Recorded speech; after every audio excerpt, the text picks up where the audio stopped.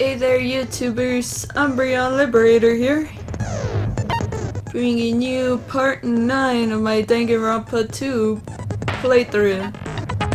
This is also the first trial for Danganronpa 2. So let's see the truth bullets.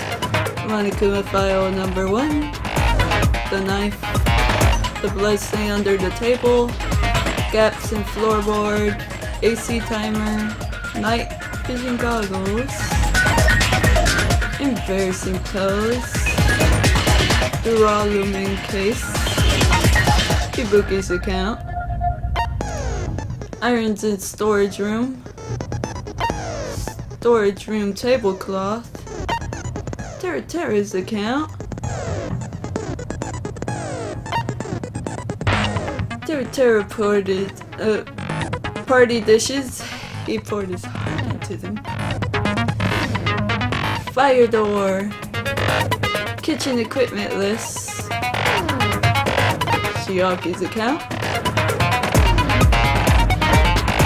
Murder threat. Kazuichi's account. Rikon's autopsy result. And Nakamura's account.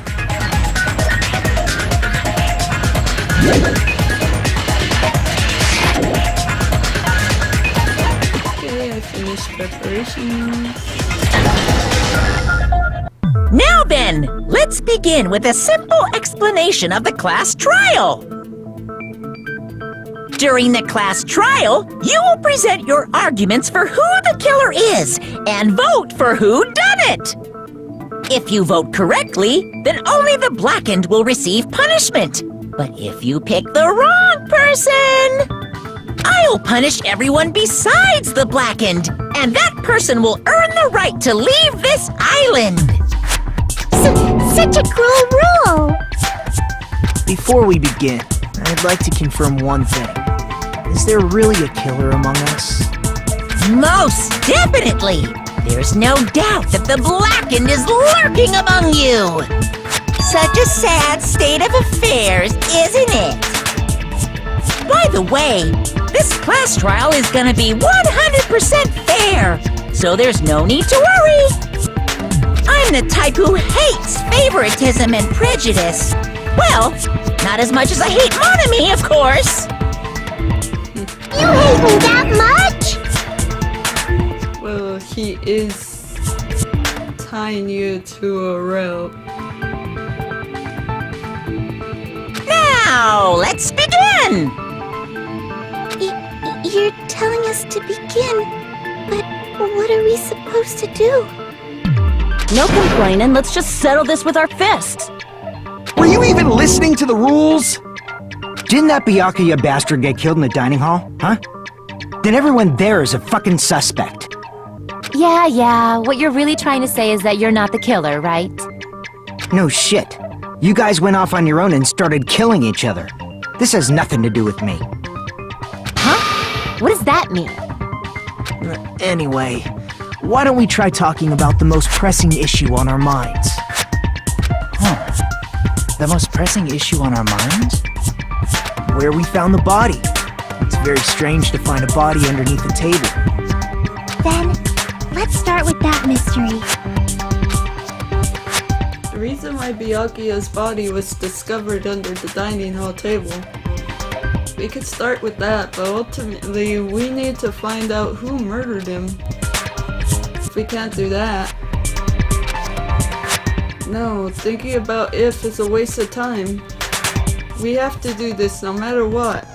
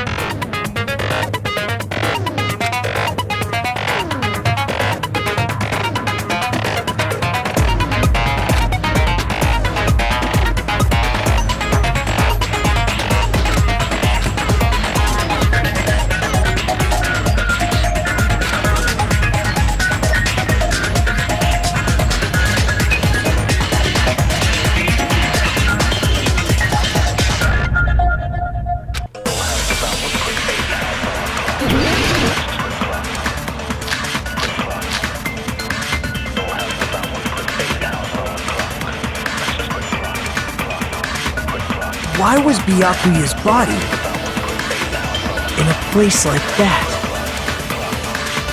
His body was underneath the table at the very back of the dining hall. After the killer murdered Byakuya, they probably moved the body there. Huh? Why? Obviously by hiding the body. They tried to delay its discovery! Like a dog burying a bone! Oh, what he just said was strange. It clearly contradicts the information I know. Why was Byakuya's body? There was no dragline. His body was underneath the very back of the dining hall. After the killer murdered Byakuya, they probably moved the body there. No, that's wrong!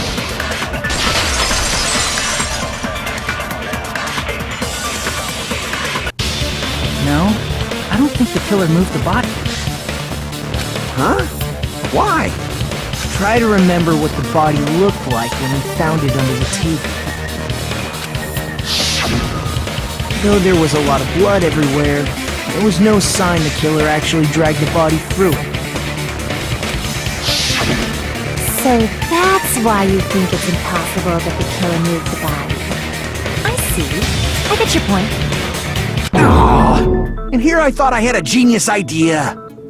Too bad you're so stupid and boring and unpopular. Your life is meaningless. I respond better to praise, you know.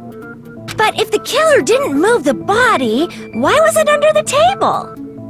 Byakuya was probably killed under the table.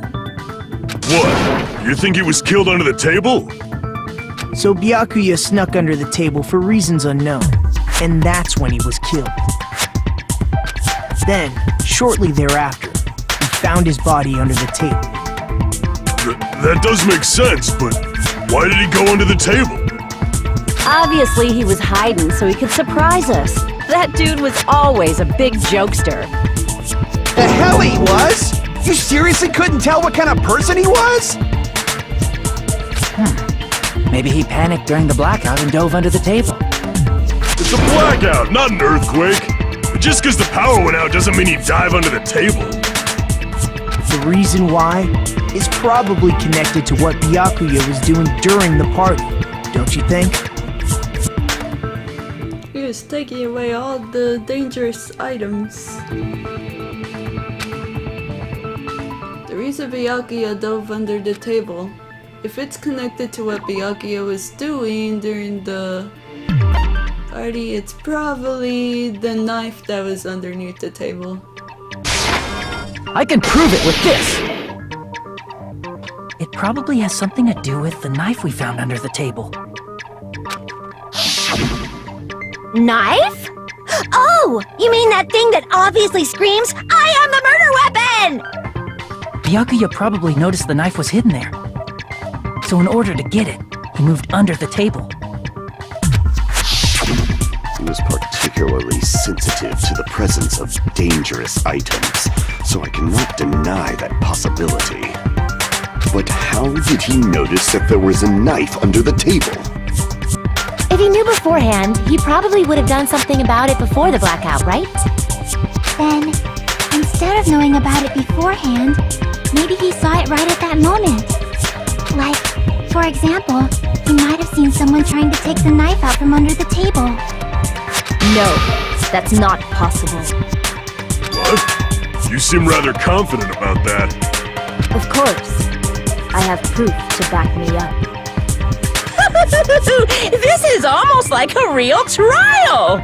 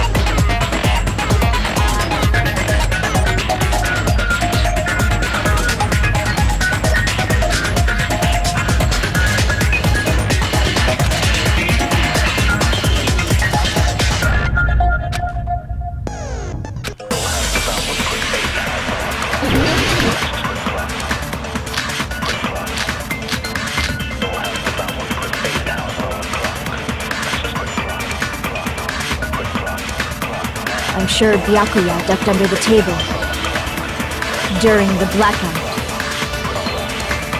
That sounds correct. If that's the case... During the blackout, Mr. Ham Hands must have seen the killer take the knife. But it was super pitch black! It was so dark I couldn't see my food!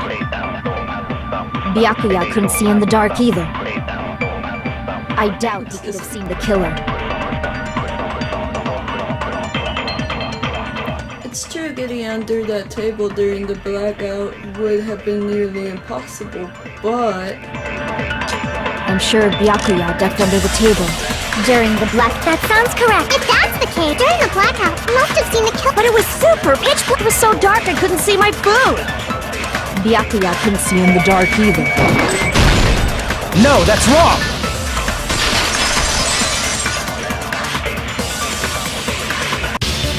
No, Byakuya was probably the only one who was able to see in the dark. Why do you say that? He was using those night vision goggles we found under the table. He could have seen what was happening. So, are you saying Byakuya was the one who used those night vision goggles? Yeah, that seems to be the case. Your reasoning is out of focus. No, that's obviously wrong. It should be the other way around. Other way around? Seriously? The killer used those night vision goggles, not Byakuya.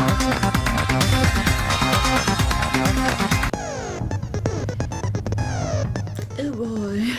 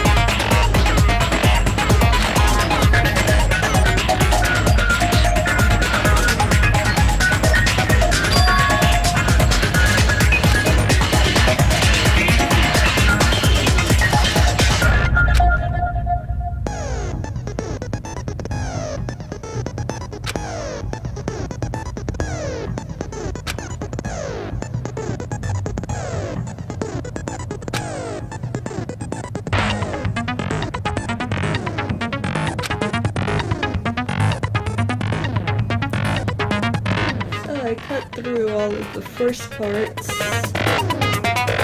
and I guess when the weak points happen, I won't really have to worry.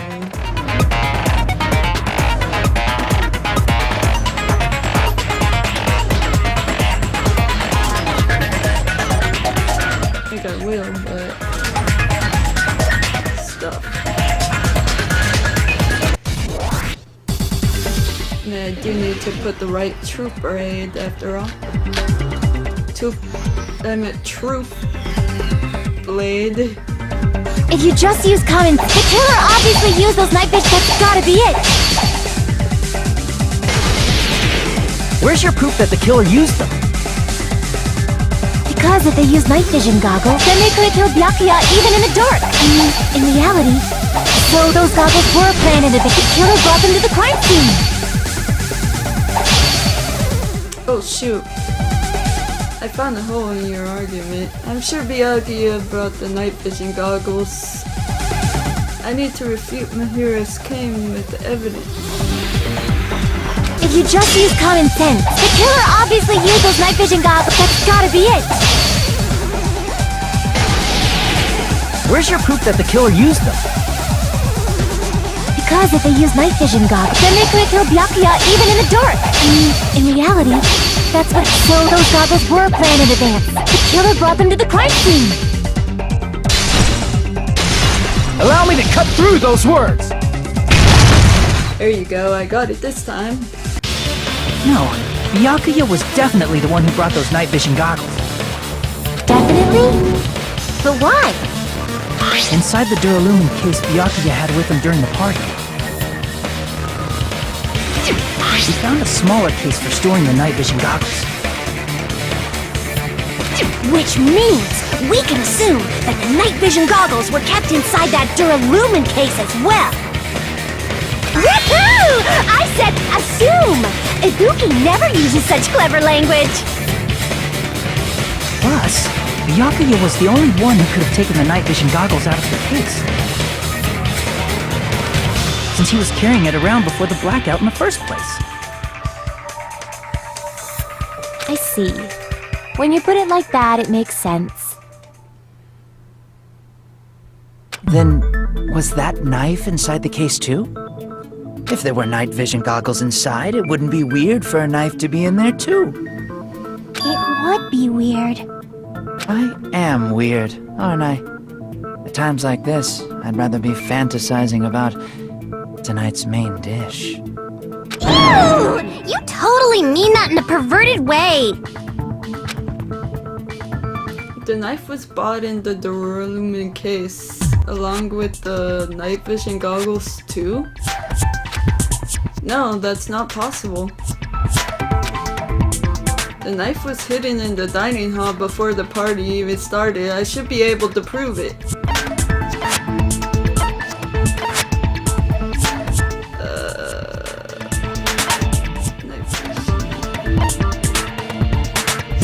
I see! The duct tape. There was duct tape left under the table where the body was found. Huh? Duct tape? They probably hid the knife by duct taping it to the underside of the table. Oh, so that's why we found duct tape there. Though Byakuya was thorough, even he couldn't have noticed a weapon taped to the underside of the table. This may be off topic, but why was Byakuya acting so paranoid? Not only did he bring a self-defense kit, but he had night vision goggles inside the case too. That's true. He went above and beyond being a little cautious. Now that you mention it, that applies to the dangerous items he confiscated as well. It's one thing to be a little cautious, but performing a body check is a bit much. He probably knew someone was planning to commit a murder.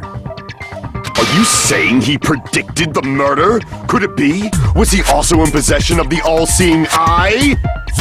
You think so too, right, Hajime? That's right, Byakuya probably knew there was some possibility that a murder would occur. I didn't get to read all of it. I can prove it with this! Everyone, can you please take a look at this?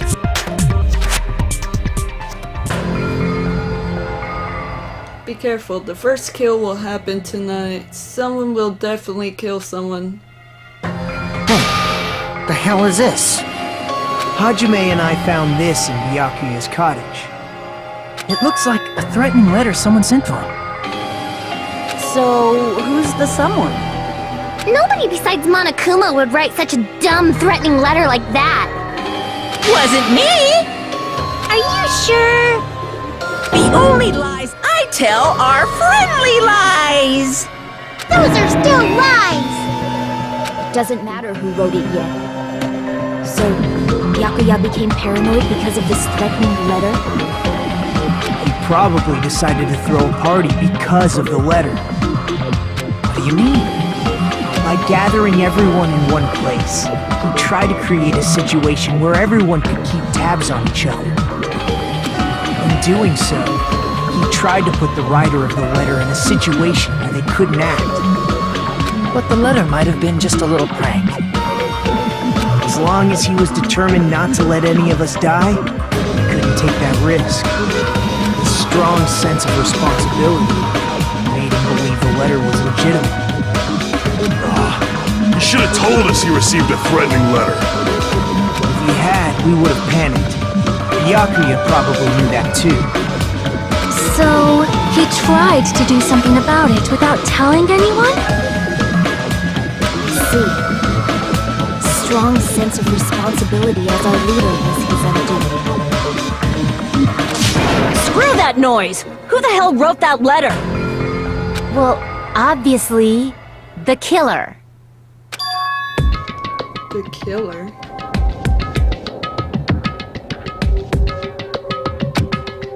Is it really one of us? Who is it? Mungus, who's the one who killed Byakuya? Enough already! Show yourself, you coward! If they were willing to come forward, they never would have committed a murder in the first place. But I still can't believe it. Someone in this room killed Byakuya. There's no way I can believe that yet. Pardon me. Can I say something, please? What is it, Miss Sonia? I regret that I must return to this topic, but I just realized something concerning the night vision goggles. If Byakuya was indeed wearing those goggles, how did the killer manage to navigate in the dark? You're right. They wouldn't have been able to see anything without the night vision goggles. But if the murderer had the goggles when they took the knife, then how did Byakuya see them? Even if the knife bore some sort of mark, it would have been difficult to see it in that darkness. No, the killer definitely used the mark. And because of this mark, the killer was able to get the knife from under the table. The glowing paint. I see! What if the glowing paint was the mark? With that, you'd be able to get the knife even in the dark. In actuality, the knife we found under the table and the duct tape stuck to the underside of the table were both marked with glowing paint, right? Does that mean the killer painted them in advance? But painting them with glowing paint? It's as if they knew the blackout was going to happen. They had to have already known. That's why they used the glowing paint as a mark. Which means whoever set up the blackout is the killer. That seals it. The killer is whoever was in the office with the circuit breaker. Which means it was you, Peko Pekoyama! Peko killed poor Byakuya? Was this island not big enough for two glasses wearers? Not the killer. Oh, I guess she's not. How can you believe her so easily? But with Peko's height, I don't think she'd be able to reach the circuit breaker in the office. I don't care about a technicality like that. Peko's the one who tripped the breaker and caused the blackout. By tripping the breaker directly from the office, Pekka was the one who caused the blackout. Is that really what happened?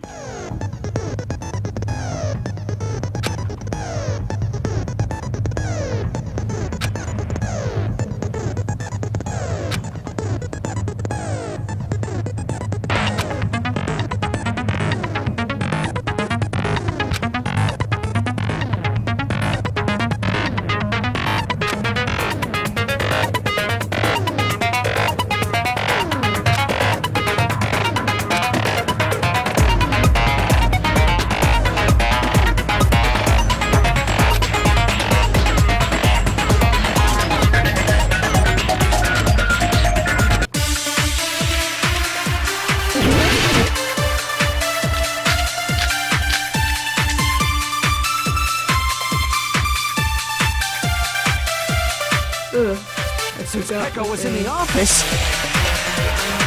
she could have caused the blackout at any time! That's impossible. Huh? Why is it impossible? Because I was not in the office. Not even before the blackout. What happened to your guard duty? Sorry. Oh, you weren't in the office? That's clearly a desperate excuse. Just from listening to Pekko's testimony, it's not weird to doubt her. But I feel like I spoke to someone during the investigation who totally backs up her testimony. Since Pekko was in the office, she could have caused a blackout at any time! That's impossible. Huh? Why is it impossible? Because I was not in the office. Not even before the blackout. I agree with that!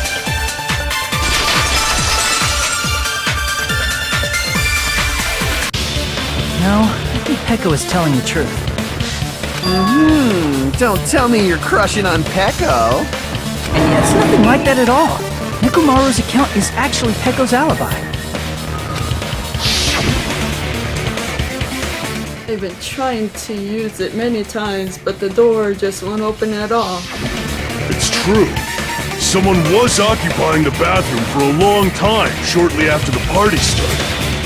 And it was finally freed up after Byakuya's body was discovered. Then the person who was in the bathroom that whole time was actually...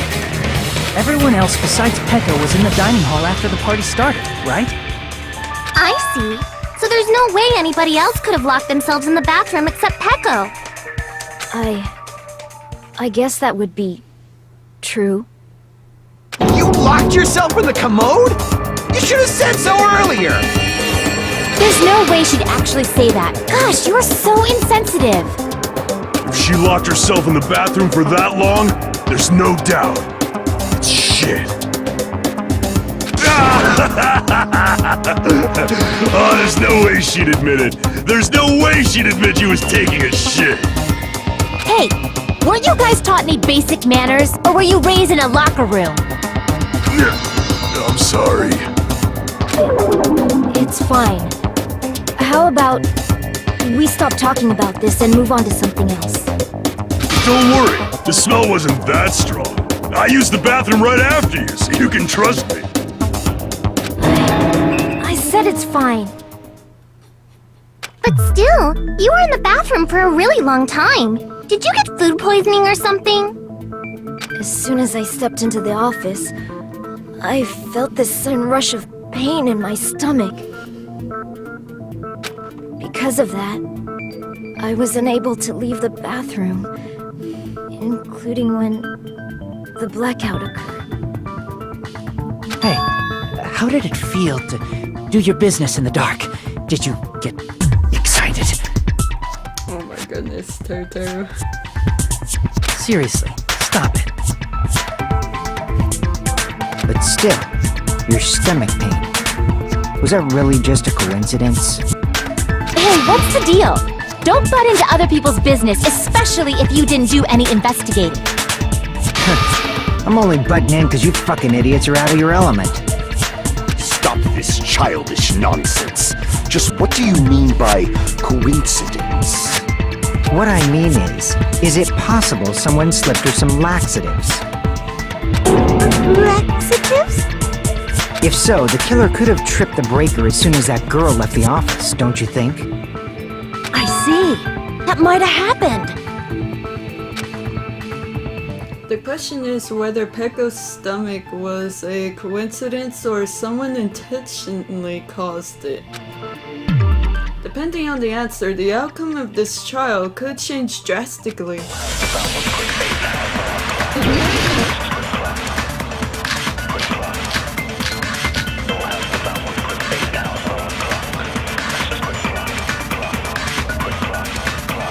Did you eat anything weird? I don't remember eating anything weird. Now that you mention it... You brought food to the office, right? Just a little bit from the dining hall. There might have been some laxatives in it, don't you think? Taro cooked the food. How suspicious! I wouldn't do anything like that! Laxatives would ruin the taste! Whether Pekka's stomach was a coincidence or someone intentionally caused it, we need to clarify that at first. With the party dishes. Did you eat anything weird? I don't remember eating anything weird. Now that you mention it, He brought food to the office, wrapped just a little bit from the dining room. Would it have to be the laxative one? Don't you think? Yeah. That's wrong.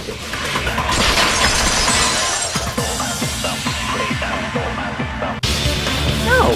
It's impossible that laxatives were slipped into the food in the dining hall. Because Pekka wasn't the only one who ate that food. The Akane ate some of it too. if the food had laxatives in it, I'm pretty sure Akane would have had stomach issues as well. I feel totally fine. Like I said, the dishes are innocent. Don't go making weird accusations. I apologize for causing a scene. Fuyuhiko should apologize, not you. He's the one who made the laxative accusation. What the fuck did you say, bitch? Is this bickering? Let's just dismiss Pekko's stomachache as a coincidence and go back to discussing the blackout. Yeah. We already know that, you trashy skank. You don't have to tell us. Trashy skank? As long as the murder happened during the blackout, then the blackout itself is what's actually important. So we need to make it clear how that blackout occurred.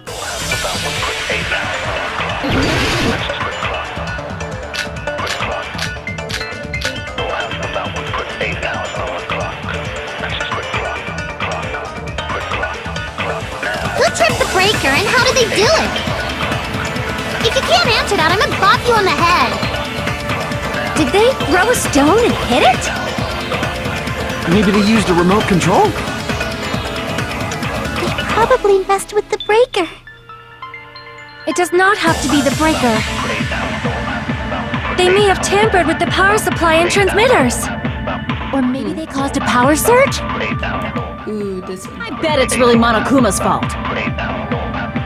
By the way, I'm not a trashy skank! How did the killer trip the circuit breaker? Pretty sure I already have that clue. Who tripped the breaker and how did... If you can't answer that, did they throw a stone? Maybe they used a remote control? They probably messed with... It does not have to be the breaker. They may have tampered with the power supply and transmitters. Or maybe they caused a power surge? I agree with that.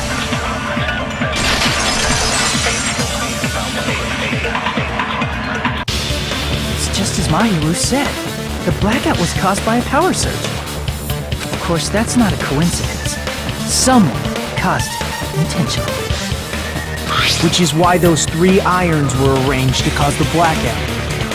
When you found them right after the blackout, the irons were still on, right? So by leaving those irons on in the storage room, they deliberately caused a power surge. Yeah. It seems that's how the killer caused the blackout. Stupid fool! Another one of these? Hold on a second, let me speak too! What the heck? You say the irons in the storage room were used to trigger the blackout? That's inexcusable! Why would it be inexcusable?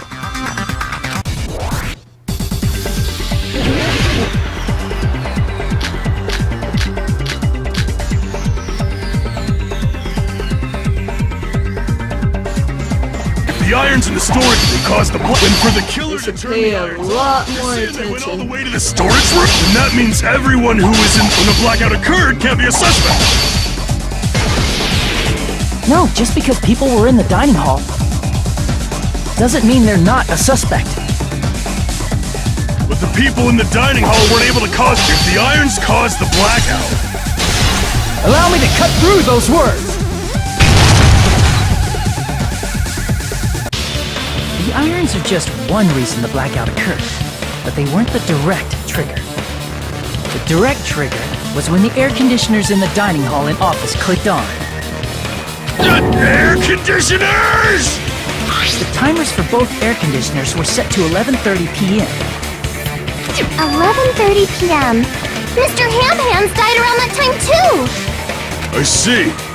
When the timers activated the air conditioners, the breaker was tripped and caused a blackout. I see! I understand! Indubitably! Indubitably? They probably checked the old building's energy usage in advance and used the irons to nearly max it out. So once they set the air conditioner's timers, they just had to wait until they started up on their own. If so, even if Pekka was in the office, it still would have been possible to cause a blackout, indubitably. Indubitably? Miss Sonia, not you too. Regarding the energy usage, they probably asked Monokuma about it. Dun dun dun! Is she right? Such a hateful bear! You deserve to die 1,000 deaths! 1,000, you say? If I died that many times, I might really stay dead, you know? Shut up! You guys just stay quiet! I couldn't have prevented the blackout even if I was in the office. Even so, I feel regret. If I was in the office, I could have reset the breaker in time. And maybe the murder wouldn't have occurred. No, the breaker in the office was built into a high area of the wall that's impossible to reach. Resetting the breaker in that darkness would have been impossible, no matter what. Sounds like you don't need to blame yourself. Even so, the killer is so sly. I'm starting to worry we may never actually find them. It's alright. You don't have to worry. Because they're just a petty killer, right? They can't defeat symbols of hope like you guys.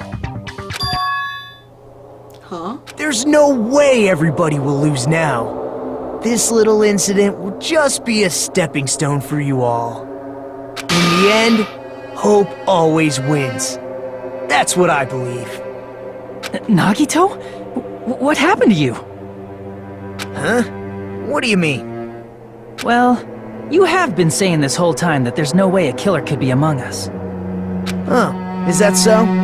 Well, let's just put that minor detail aside for now and talk about the incident. For now, we found out how the blackout occurred. But the question is, who caused it, right? Anybody could have hid and set the timers for the air conditioners. Setting up the irons in the storage room could have been done before Byakuya set foot in the old building. What a shame. Any one of us is capable of that. What are you implying?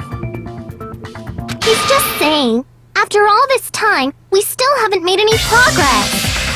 Huh? Even though we have been arguing for so long? Fortunately, it's the truth. Despite the fact that we've discussed this at length, there's not even one clue that leads to the killer. But that might be because there's no way any of us could be a killer.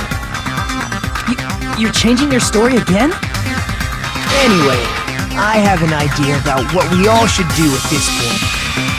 Has anyone thought about our situation like this? Instead of surviving by doubting others, isn't it better to get killed for believing in others? Doesn't that mean... Are you saying we should all just give up and die? Nagito, there's definitely something wrong with you. You guys only think there's something wrong with me because there's something wrong with you. Suspecting each other like this. There's no way that's healthy behavior. Let's stop this already. We don't have to find out who the killer is. I can't stand this anymore. I don't want to do this to my friends. I don't want to do this either. Me too! Please, take me home already! Ah, I want to go home and eat candy! Stop it. If everyone acts like this, Everyone calm down. We're all friends, aren't we? There's no way one friend would murder another. Then why did Byakuya die? Who cares? Let's just give up already. There are no clues that lead to the killer anyway. Not a single one. That's wrong. I think. Did you say something? 'Cause we've already found a clue that might point to who the killer is. You know who the killer is? The killer? I don't know. But we do have a clue about a suspicious person. I think. I see. Then care to tell me, what's this clue you're talking about? First of all, let's try thinking about how the killer was able to obtain the knife during the blackout. Didn't we already cover that? They use glowing paint as a mark. No, not that. I mean before that. Before? Is she asking how the killer got close to that table? Even if they had to attain the knife by relying on the glow for the paint, in order to do that, they needed to get close to that table while it was still dark.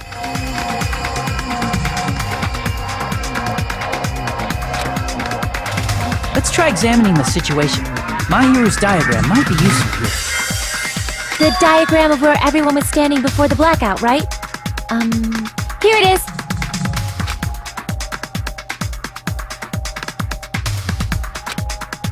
Just as I thought, this diagram is the clue.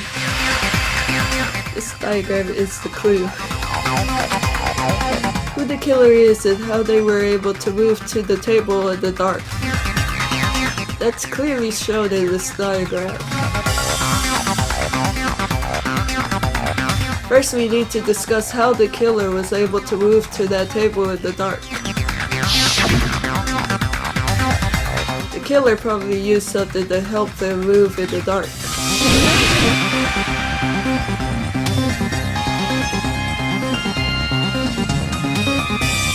It's the lamp. Here! The killer must have used the desk lamp to move to that table in the dark. The desk lamp? I hope you don't mean they turned on a light or something. There was a blackout. There's no way the killer could have used the desk lamp. Of course there's no way they used the desk lamp's light. The killer actually used the power cord. I can prove it with this!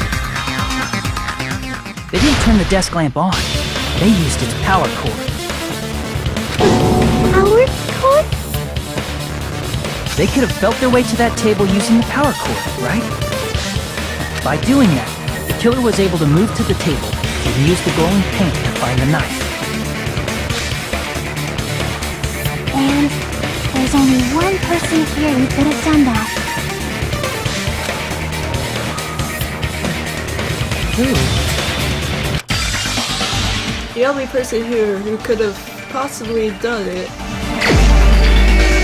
is Nagito, but he's not. Or at least I don't think. You're the only one! Nagito, it was you, wasn't it? Me? Judging from everyone's positions before the blackout, the only person near the power cord was you. Which means the only one who could have felt their way to the table using the power cord was Nagito! That's just a coincidence. But still, you had a chance, right? A chance to hide the knife under the table?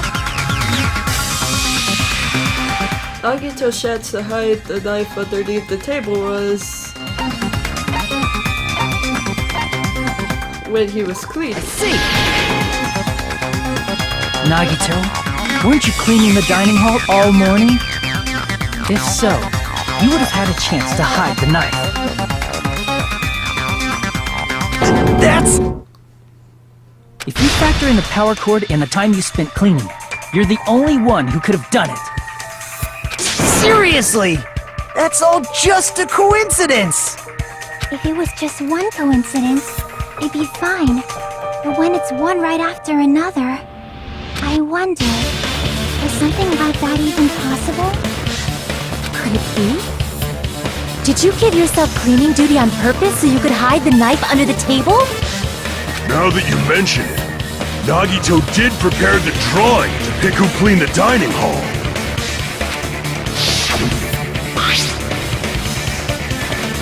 To be honest, I already prepared the drawing because I assumed something like this would happen. To go to the trouble of preparing this, just what did you think would happen? Whoever draws the chopsticks with the chopstick with the red mark on it will be in charge of cleaning, okay? Does that sound fair? You rigged the drawing, didn't you? That's how you got picked to clean the dining hall, isn't it? I don't know if you're the killer or not, but regardless, it proves that you're suspicious, right?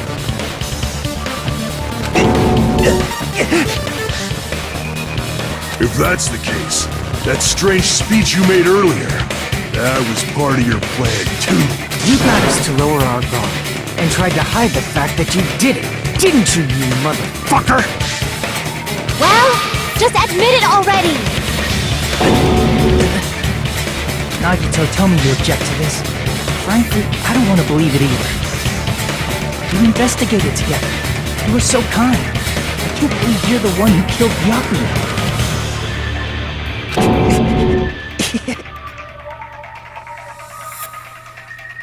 Nagito, say something!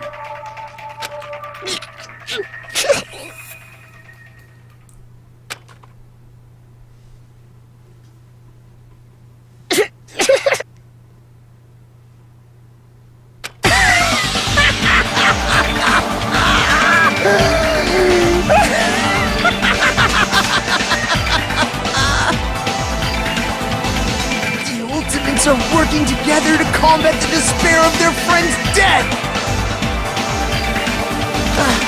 How wonderful! How beautiful it is! Huh?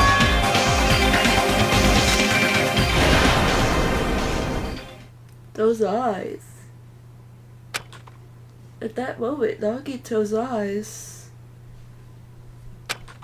The darkness in his eyes shone brightly as if layers upon layers of darkness were folding into each other.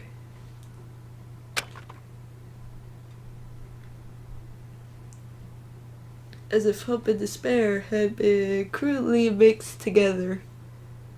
Let's cut to the chase. You're correct. It was my doing all along. I'm the one who hid the knife under the table before the party started.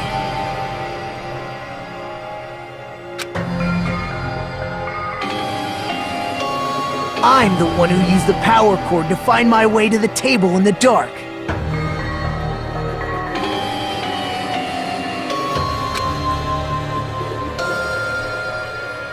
And of course, I'm the one who caused the blackout. After all, there's no way I'd knowingly whip out a knife in front of everyone, right? Is it just me, or does he seem a little nuts right now? But I never expected Byakuya to have night vision goggles.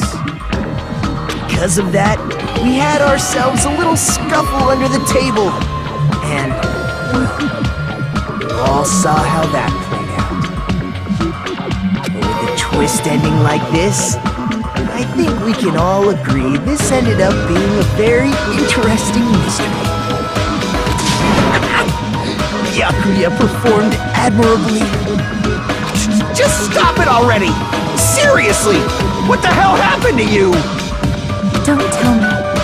Is this your true nature? Were you lying to us this entire time? Lie? That's outrageous! There's no way someone like me would lie to you guys. I understand better than anyone else that I'm ultimately worthless. I'm too arrogant to have dreams or cling to hope. I'm too disdainful to actually try at anything. I've made peace with the fact that I'm a lowly, stupid, insignificant human who can't do anything right. Holy crap! He's totally the type of guy who spent his childhood killing neighborhood pets! He seems like the sort of person whose eyes light up while watching Friday the 13th. Just like me. That's quite the hobby you have there. But, like, now's not really the time to bring it up. This guy, is he the real Nagito? Hey, Nagito! If you were behind all of this, then did you also send that threatening letter? Yep, I sure did. There's nobody else on this island whose handwriting is that painful to look at, right? But why would you send a threatening letter in the first place?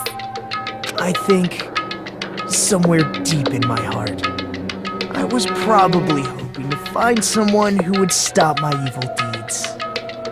Well, I bet if that really was my reason, at least some of you would feel sorry for me.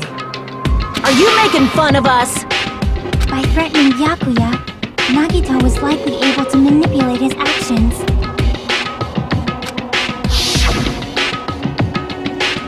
Then how about that old looking building near the hotel? Well, if it's just cleaning, leave it to me. I'm actually pretty good at it. In doing so, Nagito was able to manipulate everyone to the scene where the murder would occur. Am I wrong?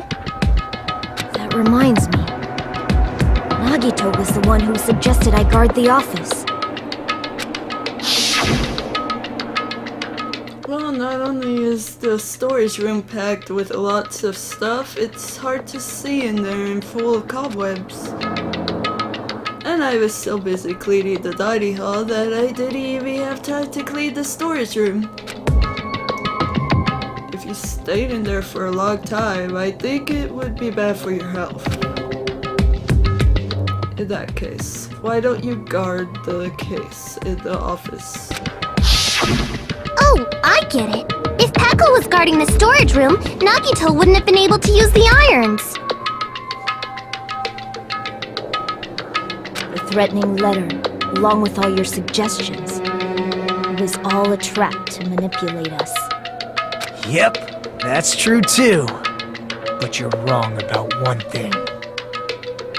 Huh? What? I didn't need to rig the drawing for cleaning duty, you know?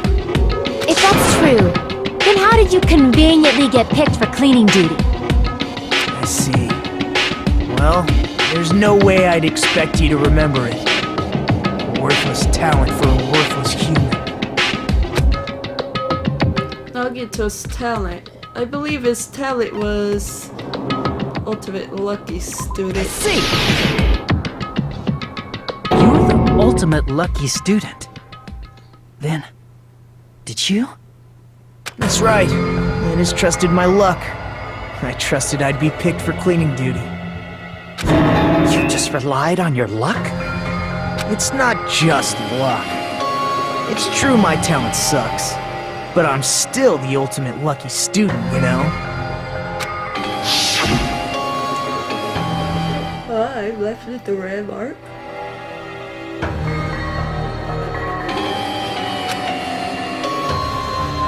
Haha, for someone called the ultimate lucky student, you don't seem very lucky right now.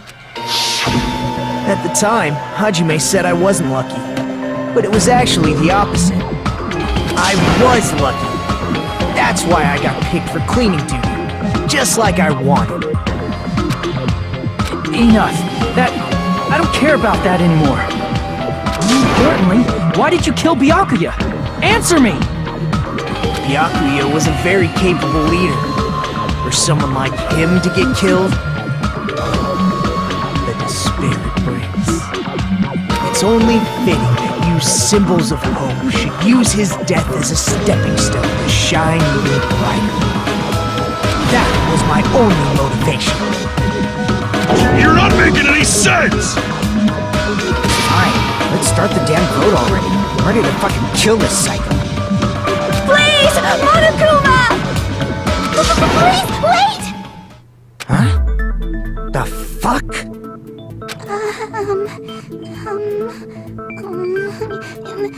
How should I put this? Is Nagito What are you saying? He's already confessed, hasn't he? I already know that, but there's just something a little strange. If it's only a little, then keep your mouth shut. Your ugly face is stressing me out. It makes me want to puke. I'm sorry. For now, might I suggest we listen to what she has to say? But we know who the killer is. Simply listening is acceptable. However, I won't allow this to end with mere play. Now then, let us lift the curtain for a bloody spectacle.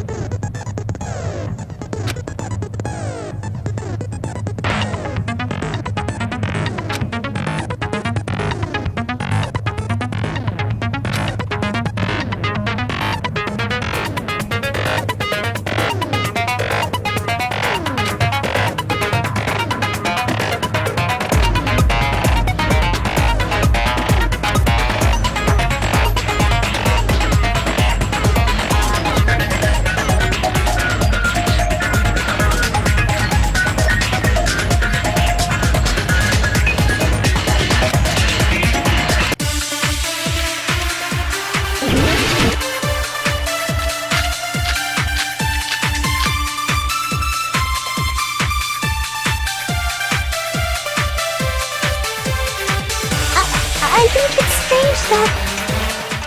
The killer is so obviously Nagito!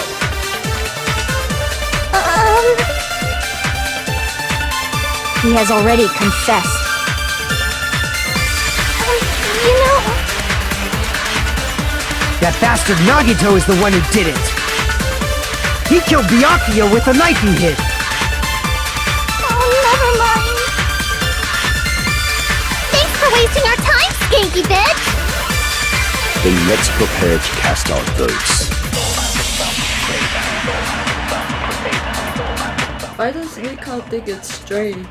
Because she must know something that contradicts the crime scene.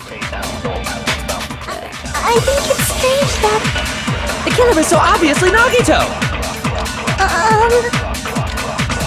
He has already confessed. You know... That bastard Nagito is the one who did it. He killed Byakuya with the knife he hid. No, that's wrong!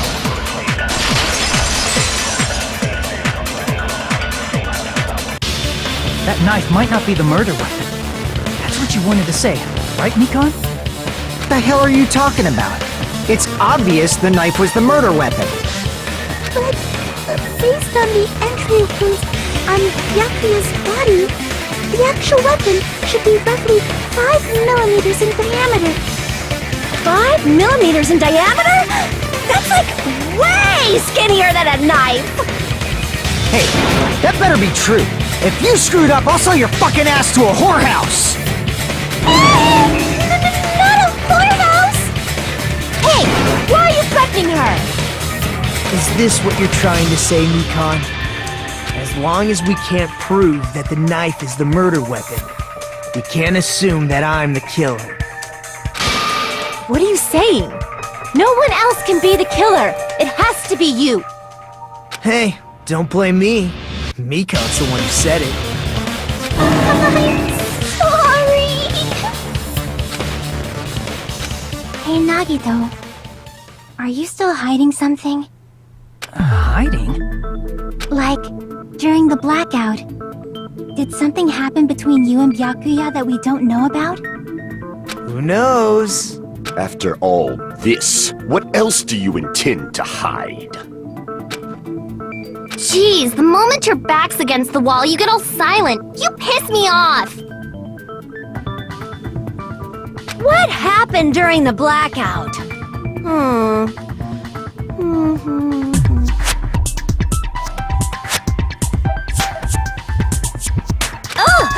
If you cross your eyes like this, it gives you double vision.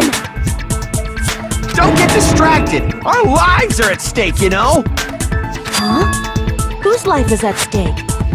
Seriously, how long is it gonna take for you to understand the damn rules? Nobody can see in the dark, no matter how hard you think about it. The truth is beyond your sight. Don't you think that's a pretty clever metaphor? Despite the fact that it came from me? No, that's not it. Not it? What's not it?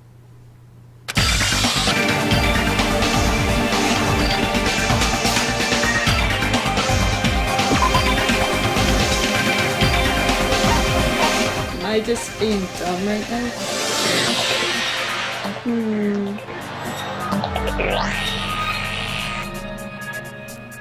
Dang.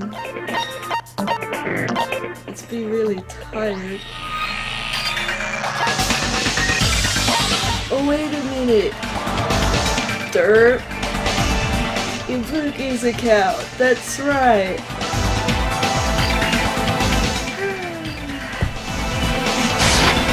I can prove it with this. Even if we couldn't see what happened in the dark, I'm pretty sure someone could have heard it. Thank you, random memory that popped up in my head. For a little while I was just a little bit tired.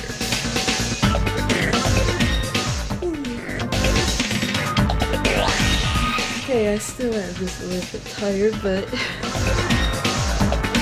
dang, it took me forever. Isn't that right, Ibuki? For reals? Don't act so surprised. You were the one who told me, remember? How everyone was shouting during the blackout? Everyone, calm down! We gotta stay calm in a situation like this! Ah! Don't step on my feet! What the hell? What's going on here? This is... Ow! Turn the damn lights on! I can't eat like this, you know! You guys? Where are you? Wasn't the blackout just in the kitchen? Perhaps the breaker overloaded? Hold on a sec. I'll go along the wall and do something about it. Such perceptive hearing. Impressive. I'd expect no less from the ultimate musician. It's a good thing your ears are awesome because your face, style, figure, and personality totally suck. You've got me deep with your knife of truth! However, after hearing what Byakuya and Nagito said in the dark... What the hell? What's going on here? This is... Ow! It almost sounds like Byakuya fought back against Nagito or something. Well, that's actually what happened. Huh? As a sign of respect for Ibuki's talent, I have a small confession to make. I was actually shoved out from under the table by Byakuya. He shoved you out? Just as the blackout occurred, I hurried to duck under the table and grab the knife. But Byakuya, wearing his night vision goggles, caught me and shoved me right out from under the table. That's right. I'm so incompetent that I couldn't even grab the knife. So Byakuya stopped him when he was trying to get the knife? And he got shoved out from under the table before he could even grab it? Well, it sounds plausible. I mean, just from listening to what they both said at the time. What the hell? What's going on here? This is... Ow! I could interpret it like that. No, actually, now that I think about it, that sounds like exactly what happened. After getting shoved out from under the table, I was just as confused as you guys. I lost sight of the glowing paint, and I didn't even know where the power cord was. Before I realized it, the lights had come back on, and Byakuya's body was lying under the table. Hold on! Are you saying you're not the killer? From the very beginning, the idea to throw a party, hiding the knife, setting up the blackout, it was all going according to plan. But unfortunately, my plan failed. And all thanks to Byakuya's night vision goggles. What happened after that?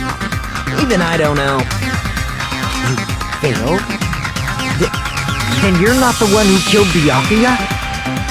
Then we're right back to square one! How can that be? We spent all this time talking back and forth! What other world is brimming with so much despair? But you can't give up. You need to have hope. Do your best and move forward. Rising to the challenge again and again is why you guys are the symbols of hope. Is Nagito really not the killer? Is this guy really the Nagito I knew before? No, there's no way I could say that. I just thought I knew him, but this whole time, I didn't know anything about this guy. I didn't know his true character. It's as simple as that. But now's not the time for me to dwell on that. We need to find Byakuya's killer by any means possible. Because if we don't, we will die here.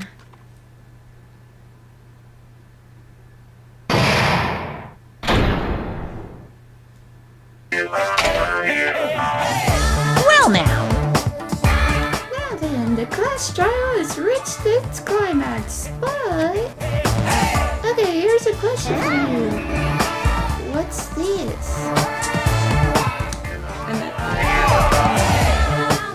To those of you who've figured out who it is, how about you try out the Guess the Killer challenge? Whoever fails to guess the killer right will...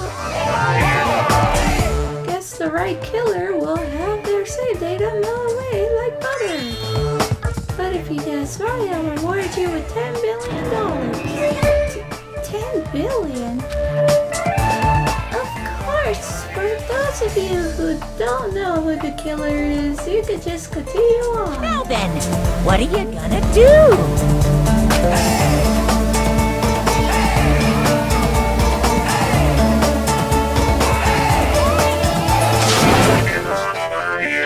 Just kidding, you can't make the choice. There's no way you'd be able to guess who the killer is. And of course, there's no $10 billion either! You're so evil! Villain, you're truly a villain.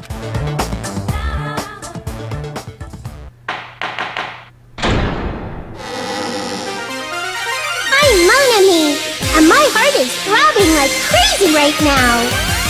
The group's leader, Byakuya, got killed, and his killer is among this group of students?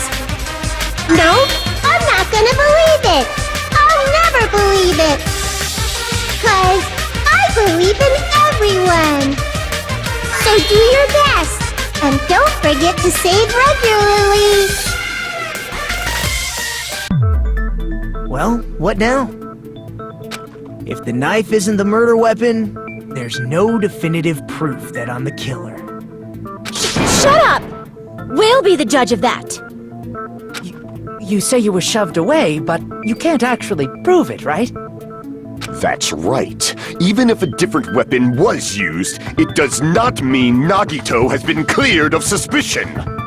But there's another reason why I don't think Nagito is the killer. There's still more? Based on what we've discussed, Byakuya was killed under the table, right? Is there something wrong with that? Well, even if that's true, I feel Nagito looks, clean. Nobody's ever complimented me on my appearance before. Not even my own mother. I'm not talking about your looks. I just can't think Nagito looks clean.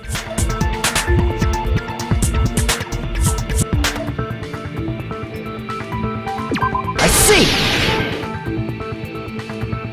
Are you trying to say something like, why didn't Nagito have any bloodstains on him?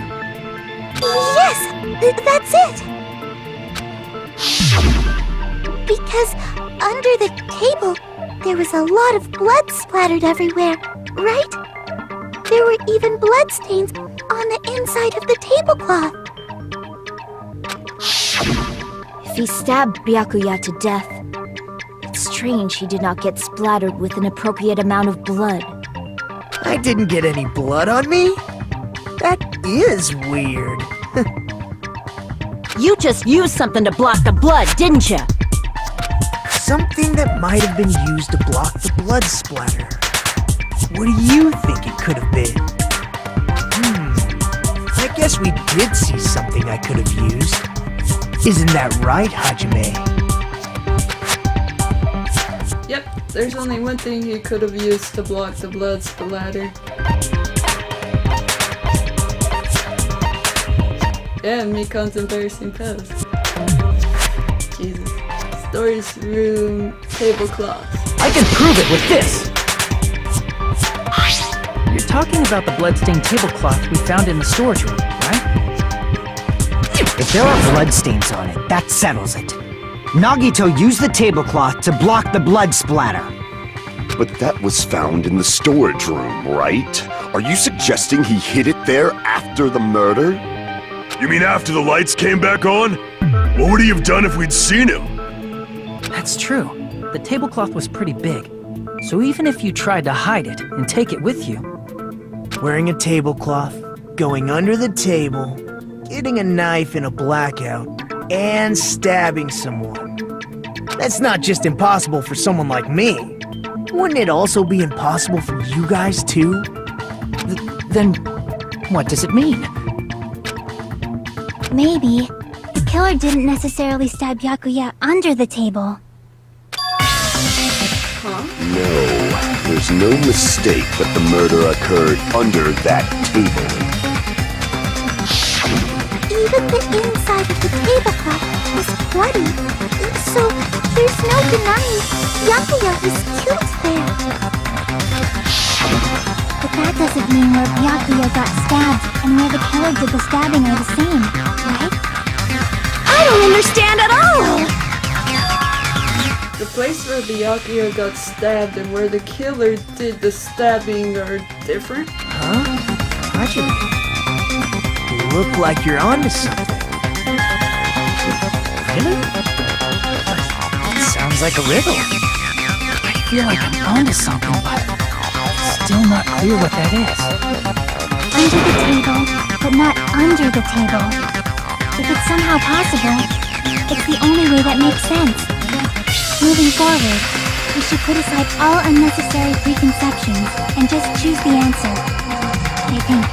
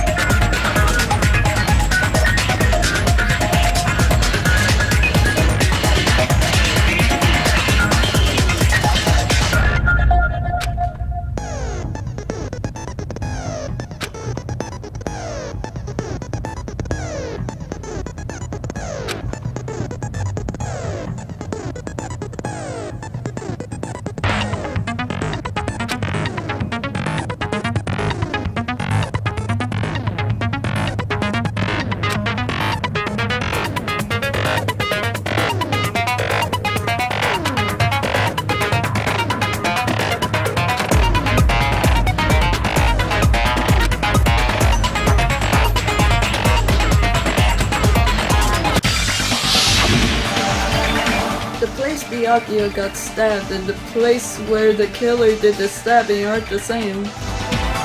Using those words as a clue, I should point aside my preconceptions and try to think about it. Something is coming to me. Just a little bit more. I have a feeling I could see something. Under the floor. Or under the floorboards. No, it is under the floor. Yeah.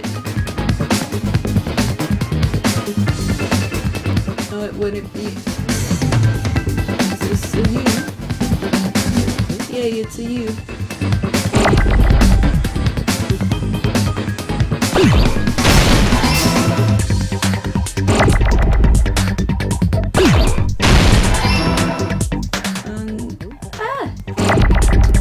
Before this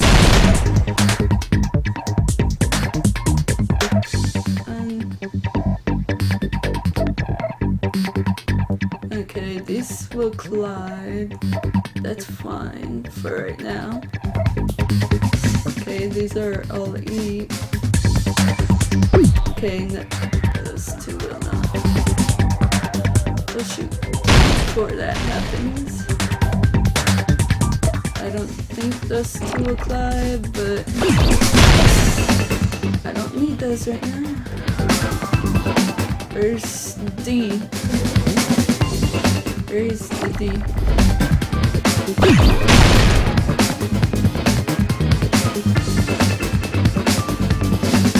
There you are.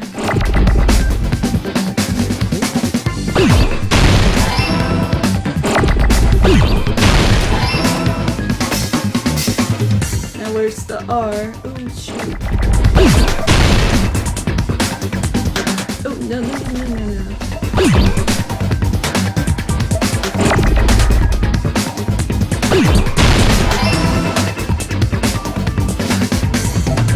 Oh shoot. I don't know what. Come on, I need T.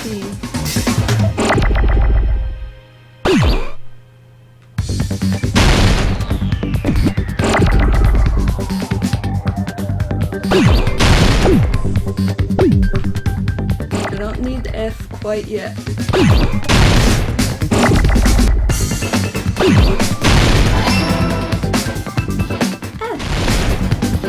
Before it's on there for too long.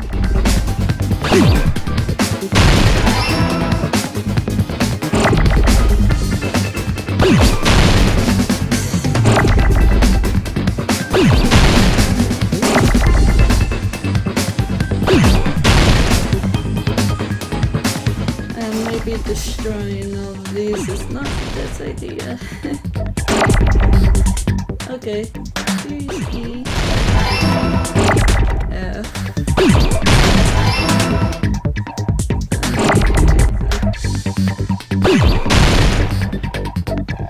there's L. No!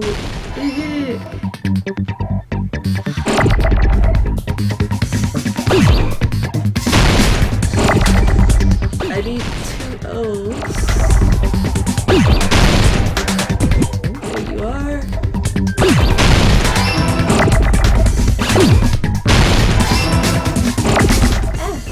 It's coming in too fast. But too bad, I already got it.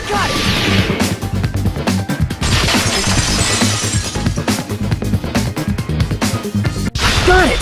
The killer must have stabbed Byakuya from under the floorboards. Under the floorboards? The floorboards in the old building are full of gaps, and there was no carpet laid out under the table. If they stuck the weapon through one of the gaps, they could have stabbed Byakuya to death.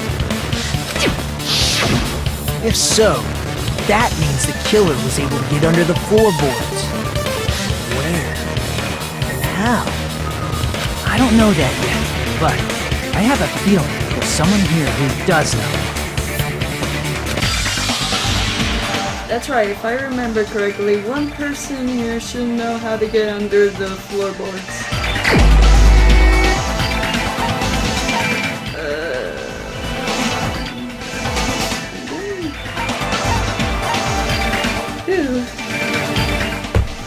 pretty sure it's Gundam, because how would he have gotten his earring? You're the only one! Exactly. Hey, Gundam, you dropped your earring in the dining hall, right? Are you referring to the Hellhound earring? About that earring. I said, are you referring to the Hellhound earring? About that Hellhound earring. You dropped it beneath the floorboard.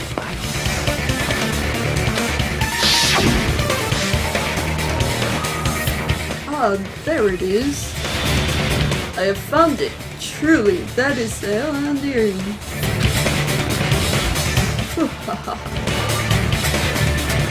Seems God exists for my benefit. I see, good for you. However, how do I recover it?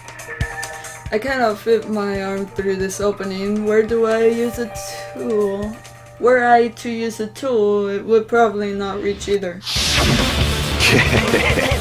Just a bit longer and I would have reduced everything, including that old building, to ashes. However, it's just as the old legend said. The Hellhound earring has returned to its owner, to me! Is it safe to say that that earring is the one hanging from your right ear? Huh? Could it be? Gundam wasn't wearing an earring during the investigation. And if he had it on by the time the class trial began, then that means Gundam was able to retrieve his earring from beneath the floorboards during the investigation. So, Gundam knows how to get under the floorboards. It's understandable. After all, you fools only view the world through eyes of glass. But I am different.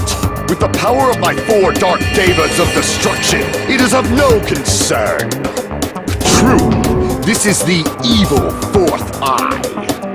Before the might of the evil 4th eye, all visual chaos is rendered asunder. What should I do? I'm embarrassed just listening to him. Oh! Man up and speak more clearly! Fine, I shall tell you all. The answer was in the storage room.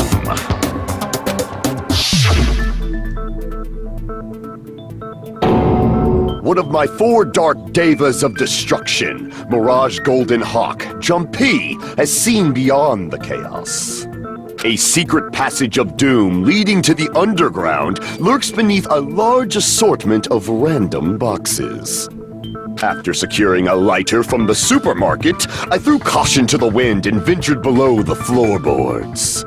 And as a result of that lonesome battle, I was able to recover the Hellhound earring with my own 2 hands! Tremble with fear, fools! Behold my power! There he goes blabbing about power and crap. You're ridiculous. You're just a breeder, you know. Anyway, it sounds like you can go under the floorboards from the storage room. Then that has to be how the killer did it. If the space beneath the floor is empty, it's not that far to move from the storage room to the dining hall. I see. If they passed through the storage room, I understand why the tablecloth was put there. The killer lurked under the floorboards during the party, and from there, stab, stab, stab! Are you sure? You don't like stab, stab, stab? Should it sound more fleshy, like... I'm not talking about your sound effects. You're saying they snuck under the floorboards, but that means they would have had to leave the party, right? So, was there anyone who was able to do that? Then whoever wasn't at the party is the killer. They must be the one who was waiting under the floorboards. Who wasn't at the party again? I didn't participate, but I was guarding the entrance, remember? Monomi over there can be my witness, right? Yes! This Monomi over here is your witness! I believe there's no need to discuss this matter further, but I was unable to leave the bathroom. I was in the kitchen for a long time, but I frequently went to the dining hall to deliver my dishes. The only person who wasn't at the party... Judging from the photo I took before the blackout... It obviously has to be him! Yay! It's decided! What the fuck are you saying? I'm not the killer! Oh, really? What happened to the tough guy who was saying stuff like, I can do it. Don't mess with me! I'll fucking kill you! see? You're making threats again. Yep, that's right. Things are starting to get exciting!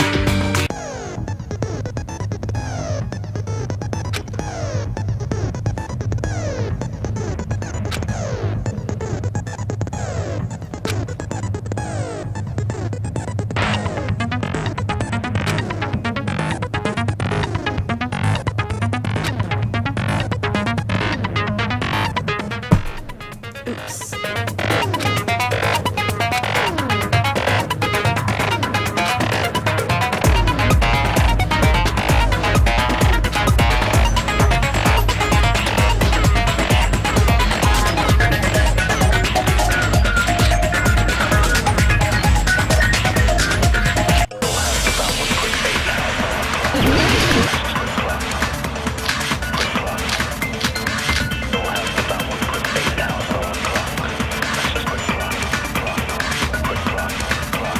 During the party, the killer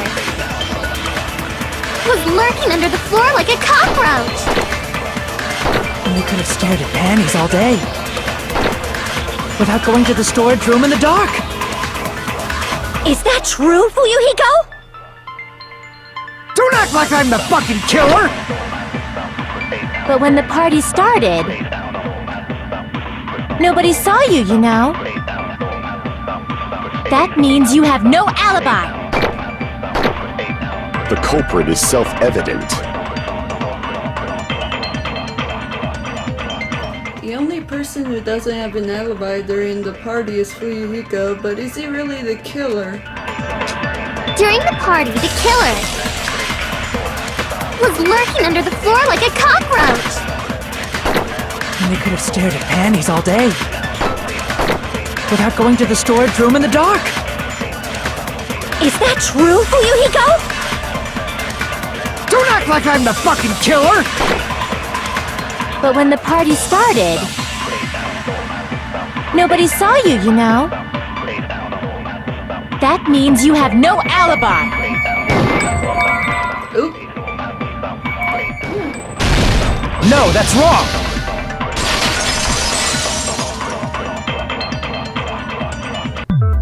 No, Fuyuhiko definitely has an alibi. Isn't that right, Chiaki? Oh, you're right. Huh? What happened, Fuyuhiko? Oh, hey. What are you doing here all alone at a place like this? I'm standing guards. The Monokuma doesn't come inside. Heh, how diligent of you. I saw Fuyuhiko after the party started. There's no way he could have been waiting under the floor before then. Should have said that earlier, dumbass. It's still your fault.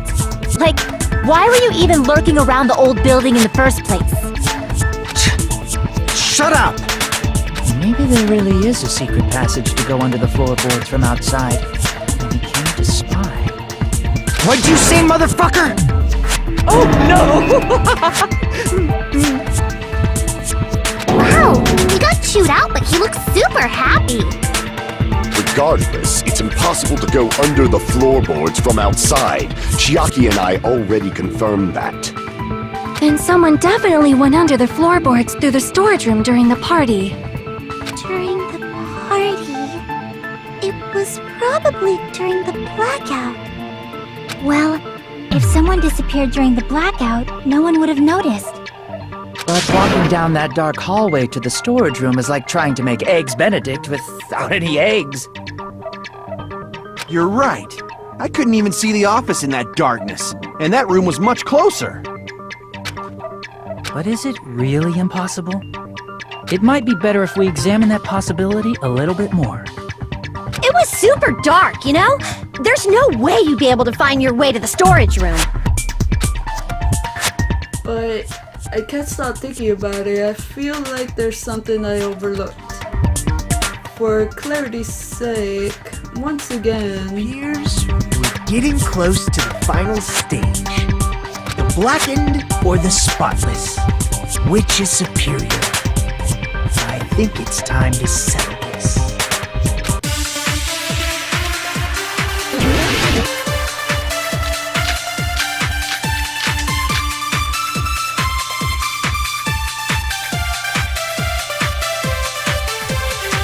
The hallway was really dark during the blackout.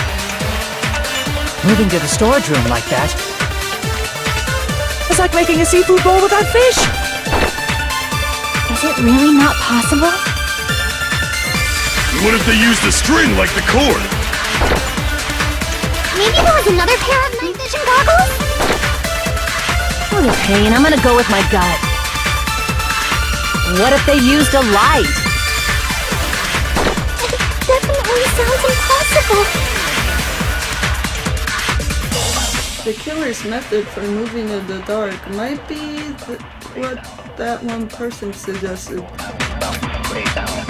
If so, I might be able to prove it. The hallway was really dark during the blackout. Moving to the storage room like that Would it be this or the fire was like making door? a seafood bowl without fish.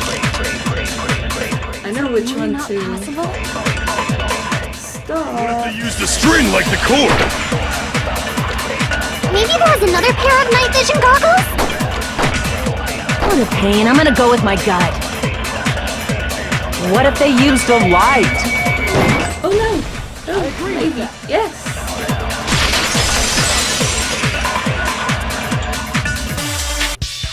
I know. The killer had a light with him. Oh, I was right? But where could they have found a light? There was one nearby for sure. See? It's written on the kitchen's equipment list.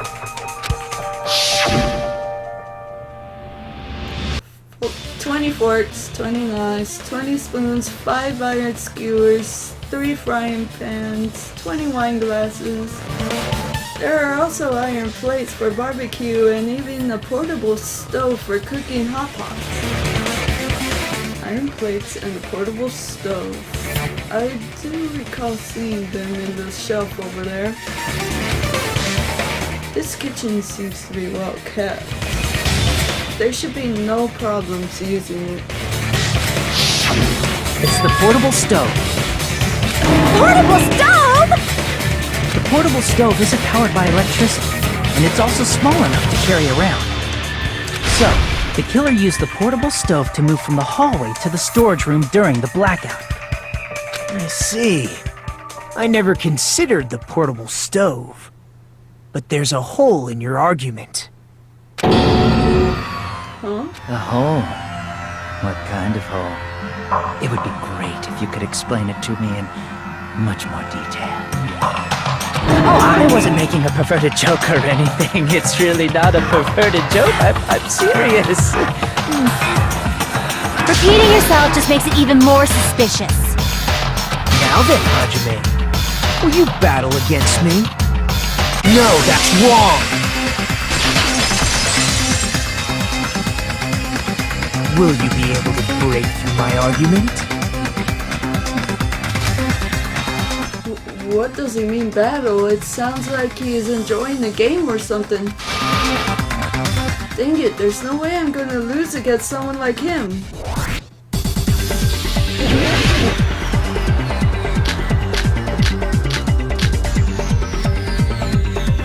Did you forget what Kazuichi said earlier? Ichi said earlier? He said the hall was too dark to see the office. The light from the stove that you mentioned. It contradicts his testimony. Or are you intentionally doubting his testimony? I can't back down!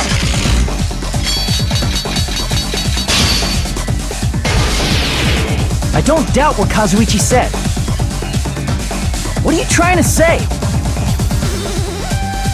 The reason Kazuichi couldn't see the office was because the hallway was dark, right? So if a light was shining in such a dark hallway, wouldn't Kazuichi have seen it?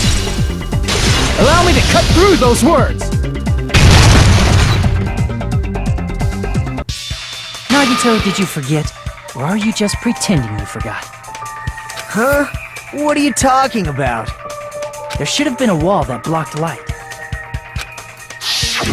I'm talking about the fire door in the hallway. If you close it, it would form a perfect wall in the hallway. Plus, the hallway rounds a corner just beyond the fire door. So even if there was a small gap in the door, as long as they passed the corner, the light still wouldn't peek out. I see. You actually noticed the fire door. Just as expected of the ultimate... Oh, you still don't remember your talent, do you? Who cares about that right now? Nagito, what are you plotting? For someone who insists he's not the killer, you are quite nosy. You sound so scary.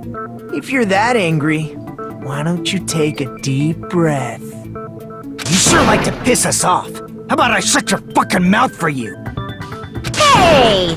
It's okay if you guys fight, but I won't allow a burly brawl that might offend people. More importantly, can you hurry up and decide who's the blackened already? Time runs out when I get bored. Fine, I get it. You're telling me to pass the torch, right? Pass the torch? We're going to ask the real killer, not an imposter like me, to show themselves. You're obviously the killer, right? If you think I am, I really don't mind. Whatever conclusion you ultimates arrive at, I will accept it, no matter what it is. So you're telling me to call out the real killer. Even though I really don't want to condemn that person, but there's no other way, right? The person who used the hallway's fire door as cover and used the portable stove to move in the dark and snuck under the floorboards to stab Byakuya to death using the glowing paint as a mark. So the only killer I could think of is... Terra. You and only you. Terra.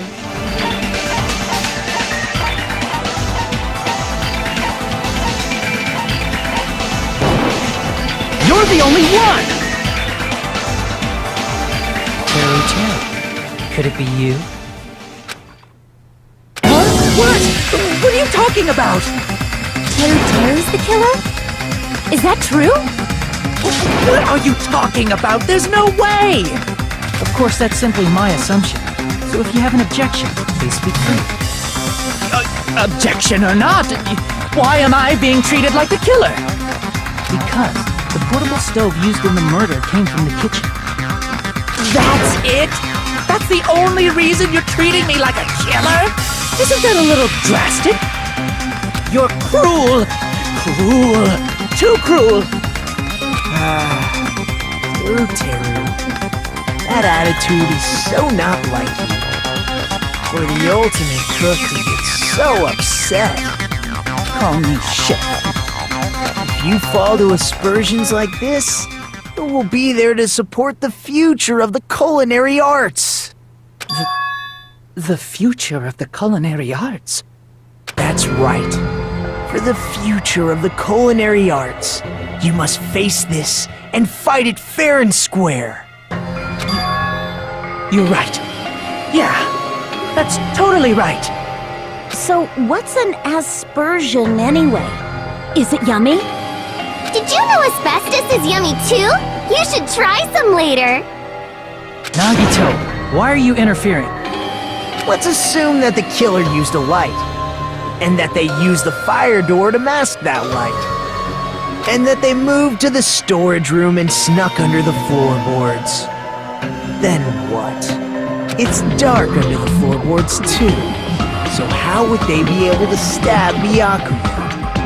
You're not gonna say they shined the light on Byakuya, right? The plan would have been ruined if he noticed. That's right. What do you think about that?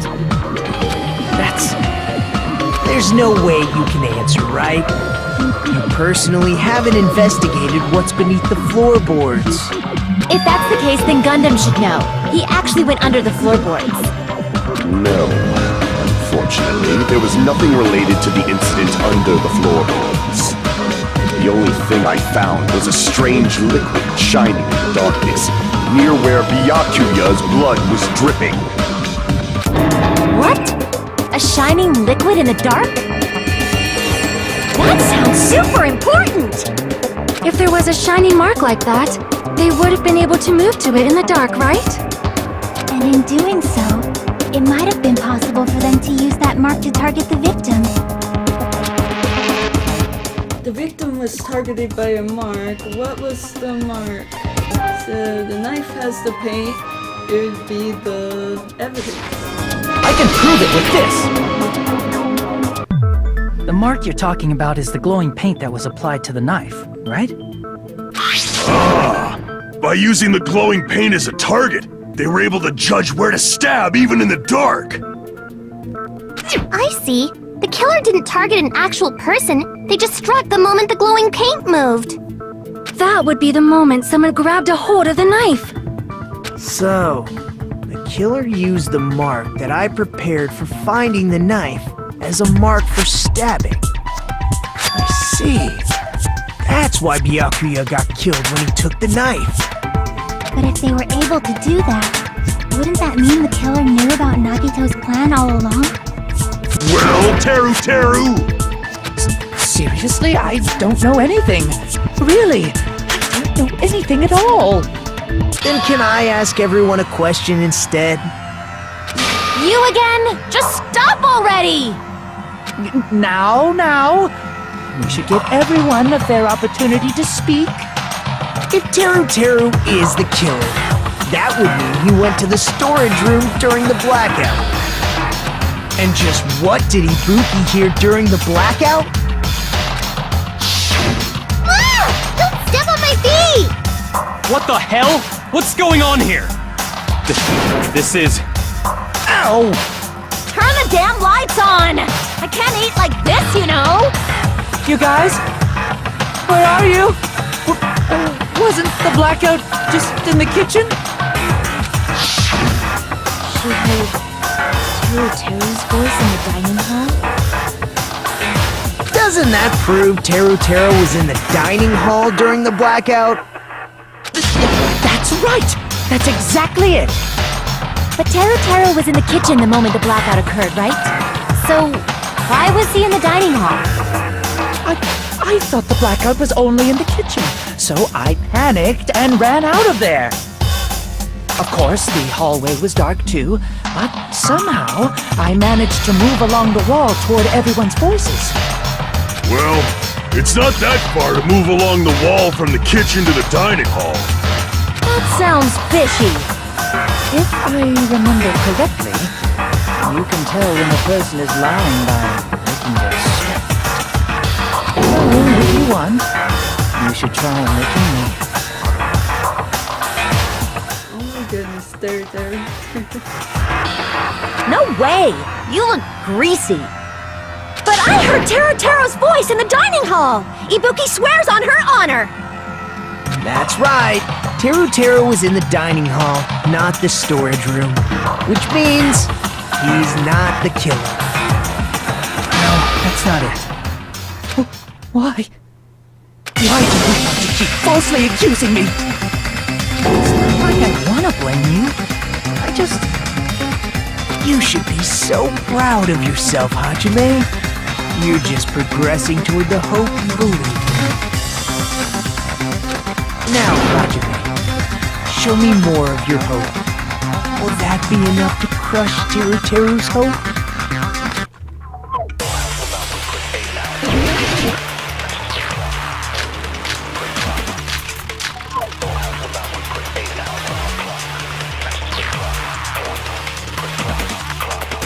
Let me ask you again. Maybe. Did you go to the storage room during the blackout? There's no way I went to the storage room. I was somewhere totally different. I definitely heard Teru's voice. It's handsome, unlike his face. Maybe it was recording or something? Nope, definitely a live voice. Right, as long as I have her testimony. The fact that I was in the dining hall cannot be disputed. It has to be Teru's. There's definitely a contradiction hidden within those remarks. I need to find it. Let me ask you again. Did you I go don't to the know. storage? It's There's no exactly way I the went to. I gaps was in the somewhere floor, totally man. different. I definitely Lord heard Teru's Lord. voice. It's handsome, unlike his face. Maybe it was recording or something? Nope, definitely a live voice. Right, as long as I have her testimony. The fact that I was in the dining hall cannot be disputed. I'll shoot through that contradiction.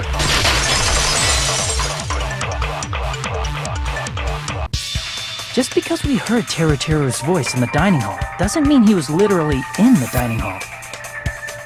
Could have been underneath the floorboards. Huh? Why? Remember the floor in the dining hall? It was full of gaps, right? So even if you shouted from under the floor, it should have sounded just like the voices in the dining hall.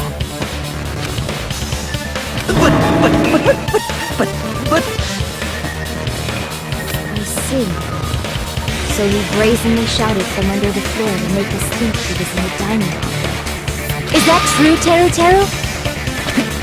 Hold on a second! Can you explain this, Teru? I told you to wait a second, ain't I? What are y'all even saying anymore? I'm telling you, I was in that there dining hall during the blackout! Where are you from again?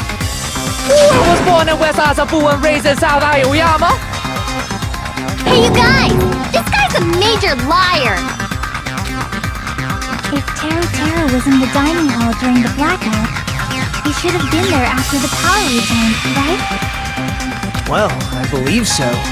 There's no way he could have gone back and forth in that dark hallway. Huh? Was Teru actually there during that time? I sure was! I was there the whole damn time! Something like this shouldn't be decided by gut instinct. People's lives are at stake. Damn right! You guys should have been deciding this on the spot with your hazy memories! His accent is getting even worse! He's definitely lying! However, I am not sure. I believe that he was there, and I believe that he was not there. No! Is there any way we can decide? Why don't we consult his memories? His memory? Yeah, don't be saying things like that, don't make no sense! Can you even prove I wasn't in the dining hall? Probably can. Oh, you again! Whether or not Teru is in the dining hall during the blackout, in order to know for sure, I just need to throw that question at him.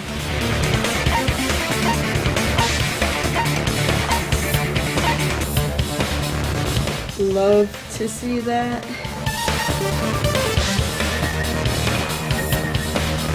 Though I don't think he would have definitely loved to see that. I don't think that's evidence though. Or maybe it is.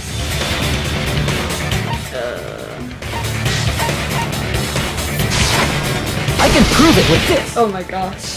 It is. If you're claiming that you were in the dining hall when the power came back, He would have been drooling over that scene.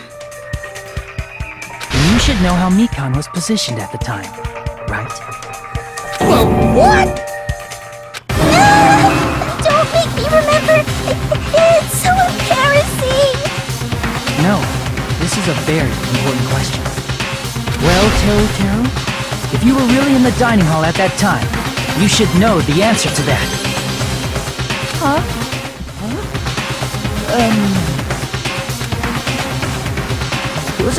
clever way of tripping. There's no way you'd forget about it so easily. I'm sorry. I'm so sorry. I showed you something so unsightly. How about it? You can't answer, Teru?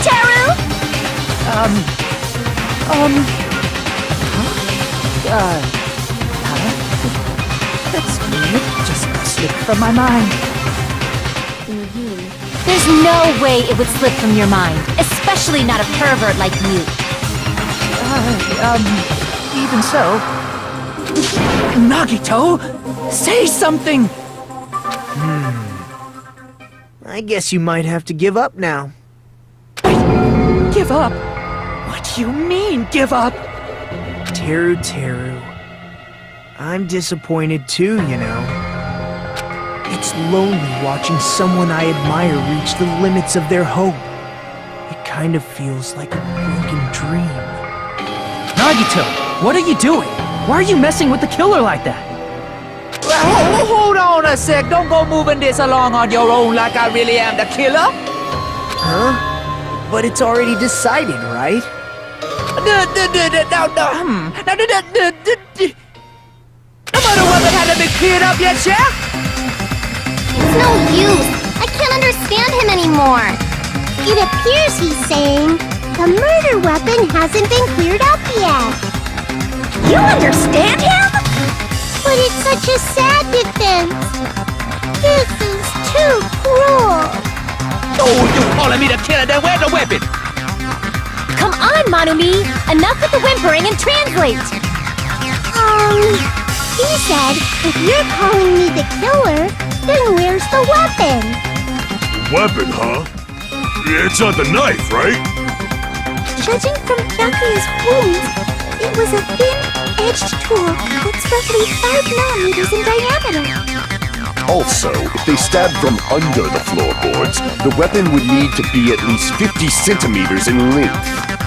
After all this, who cares about the weapon? Not good enough! Not good enough at all! He said, not good enough.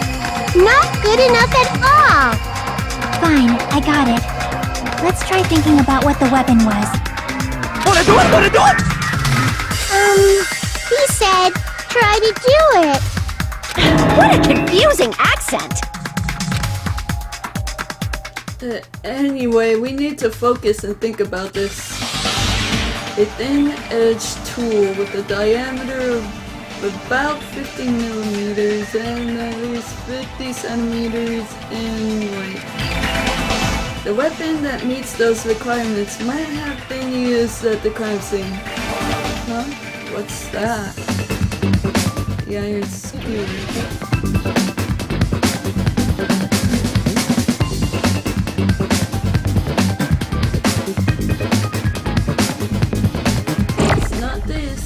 Yeah, I need an eye. I need an eye. Ah, there you are.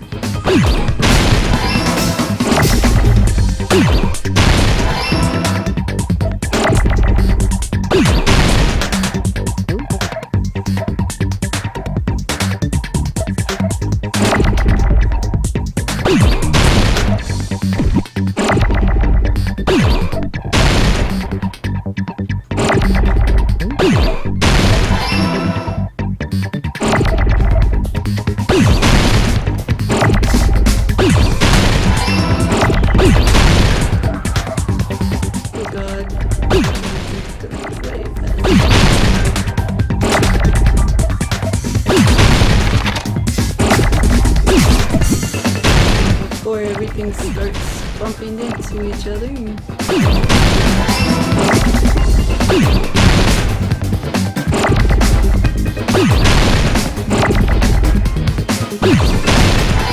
Skewer. I think the next one is an E, and then it's a W and F. Dang it. Okay.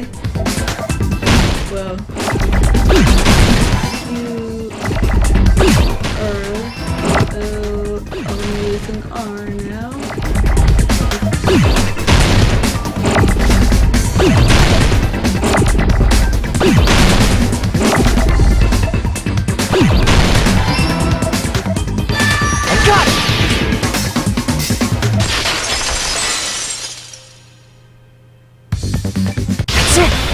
weapon must be the iron skewer. Huh? The iron skewer? Before the party, as Byakuya was confiscating all the dangerous items, he spoke to Teru Teru.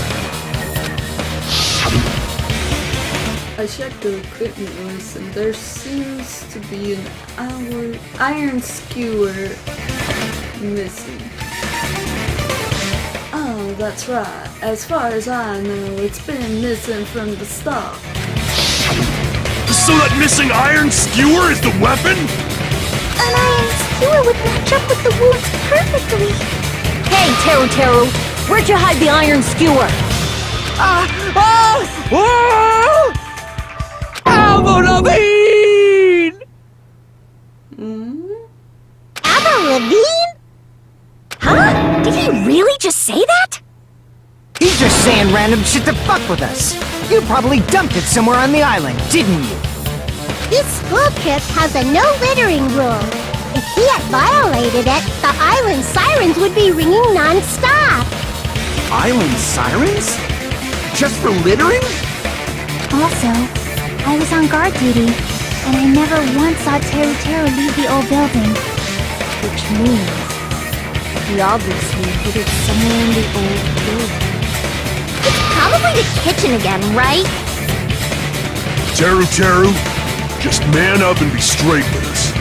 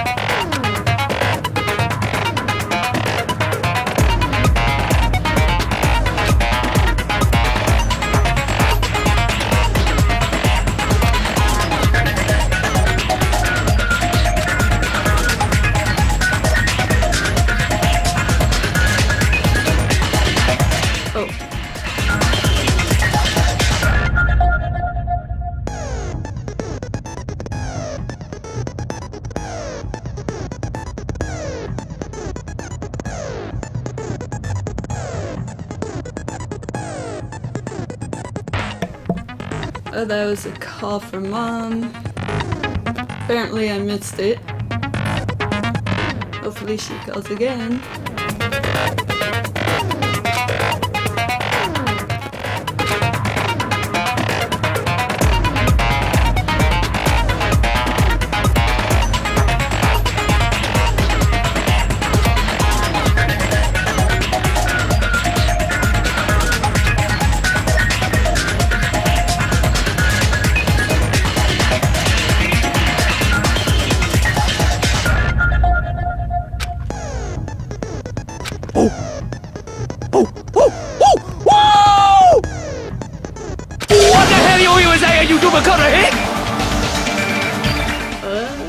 He said, oh, what the hell are you even saying, you stupid country kid? I guess we have no choice but to somehow find out for ourselves. If the iron skewer is a weapon, then hiding it in the kitchen would be the easiest way to slip it by. But Byakuya and I checked the kitchen pretty thoroughly before the party started. Which means, was the weapon already hidden somewhere if we couldn't find it? somewhere I can think. Could he have been in an unexpected place? Where would that be? Where did he hide a long weapon? Like an iron skewer. Think carefully. He said, I'm not hiding anything. That's a lie. I'm not hiding anything! I must reveal to Terry Terry the conclusive evidence that proves he's the killer.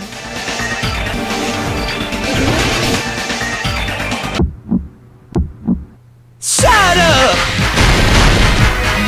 That's impossible! I'm just pressing the X whenever. Unforgivable! I don't know! There is Hilton! Shut up! That's impossible! Nonsense! Especially since I kind of stink at rhythm games. Unforgivable! I don't know! There is Hilton! Unforgivable! Where would the whipping be? Okay. The meat on... Oh, meat on the bone! No! No! Shut Why did I put the meat on? That's it! Oh. Nonsense! Unforgivable! I don't know! Where would the whipping be? Okay, it's meat on the bone. This is the end! I feel dumb. Very dumb.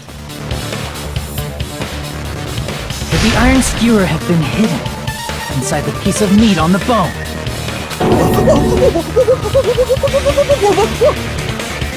What are you saying? There's no way I'd hide anything in a place like that. That's clearly impossible! I mean, that's inside the food! Impossible. That's what Byakuya and I thought. That's why we overlooked it. Seems there are no dangerous items like that iron skewer in this sure earlier. Inside that pile of food. That appears to be the case. Ooh, I would have known what to do if he said fish bones and meat bones were also a dangerous item. But in fact, the only place you could hide the weapon was inside the food that couldn't be inspected. Out of all the dishes you prepared, the only one that could hide a weapon as long as an iron skewer is the meat on the bone. What now? I'm using my right to remain silent. There's no way that exists here. We need to confirm this now! So if we eat that tasty-looking piece of meat and find the iron skewer inside, bullseye! Alright. Monokuma or Monami, one of you hurry and bring over that piece of meat. 1 minute. Just give me 1 minute. I'll eat the whole thing! Wait, hold on a second. Time out. What are you doing? Hurry up and bring it over! About that. Huh? Where did Monokuma go? I'm right here! I'm already eating it! A bear that eats meat! Wait, now that I think about it, that's pretty normal. What is this? So yummy! Damn it! That's my meat! I've never eaten anything like it in my entire life! The taste brings me back to my days in the wild. This is bad! Seriously, this is really bad! My! There's something inside the meat! Look what came out! Isn't that... Is that an iron skewer? check it out. The handle looks like it's made of bone. Pretty clever. The sword of destruction, encased in bone and sheathed in meat. It brought catastrophe unto Byakuya. As expected of Teru Teru. Such a fantastic weapon from the ultimate chef. You're wrong! I'm not the killer! I'm not the kind of person who would kill someone! I got it! You all set me up! You guys set me up so you could blame this on me! Jeez, what a disappointment. Such an unseemly defense for an ultimate like you. Can you really call that hope? Hey, Nagito. I'm sorry, but can you just be quiet? He said, you're all nothing but a bunch of poor, loudmouth, fast food eating hicks. You don't need to translate anymore.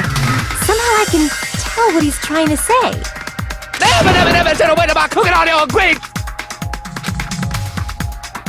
Let's just deal with Nagito later. More importantly, we should I first... guess we need to settle this. Once and for all. To do that, we need to go over the entire incident from beginning to end and make everything clear. Go over the entire incident, and then I could prove Teru's crime. That's right. If we don't do that, we can't end this, no matter how much time passes. So, we need to do it.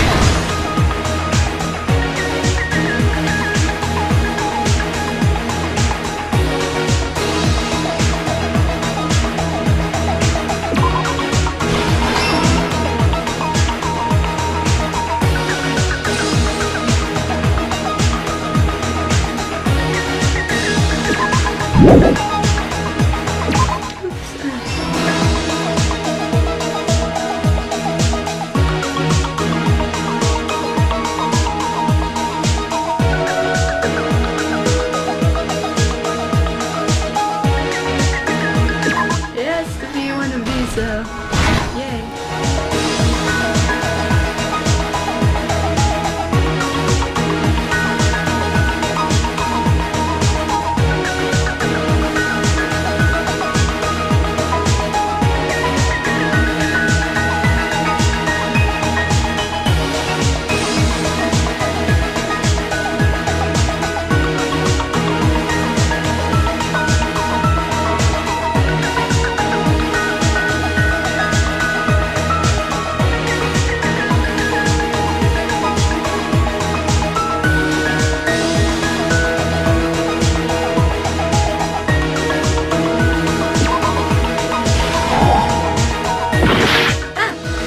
Dirt. It's in this one. Man, I know it's somewhere.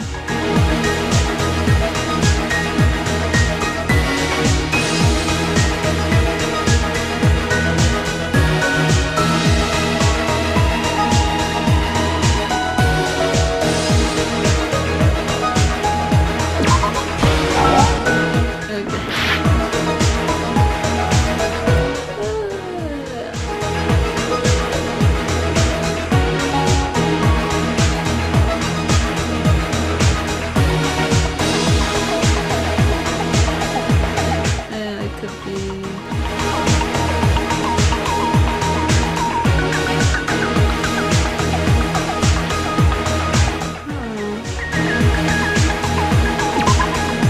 I have a feeling. I don't know.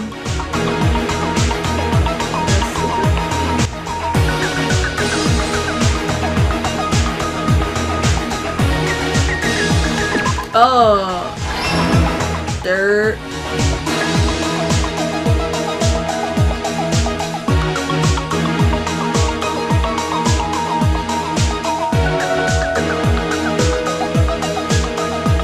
So I guess Shiaki guarding the outside is important somewhere.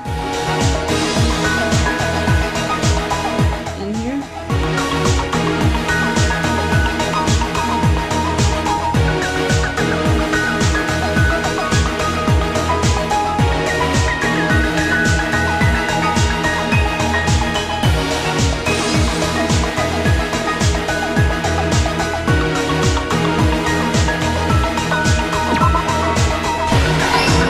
Dirt.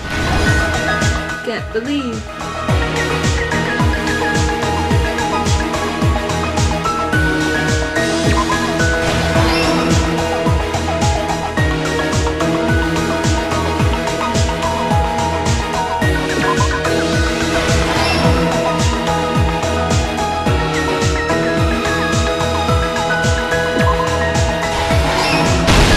Here's everything that happened in this case.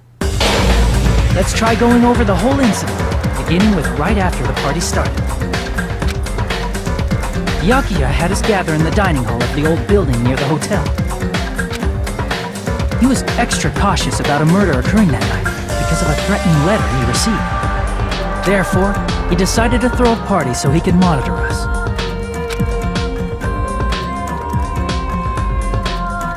Though one person didn't come, the rest of us assembled at the dining hall, and the party was underway. But at that time, the trap set by a certain someone was already in motion. They plugged 3 irons into the outlets in the storage room, which nearly capped the power usage.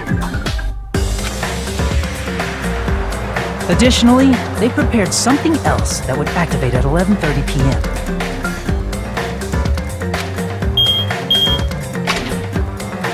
The air conditioners in the office and dining hall. They had already set the timers for this. Thanks to the irons maxing out the power usage, the breaker was tripped when the air conditioners kicked on. Since the windows in the old building were covered, the blackout plunged the dining hall into total darkness.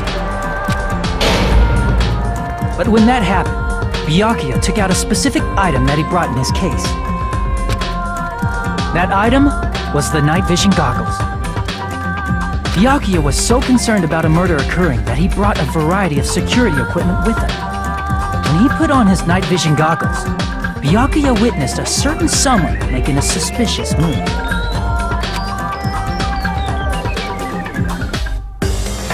He saw Nagito guiding himself with the desk lamp's power cord so he could get under the table. That's right, everything up to that point was all part of Nagito's plan. The murder warning to Byakuya, the source of the blackout, it was all Nagito.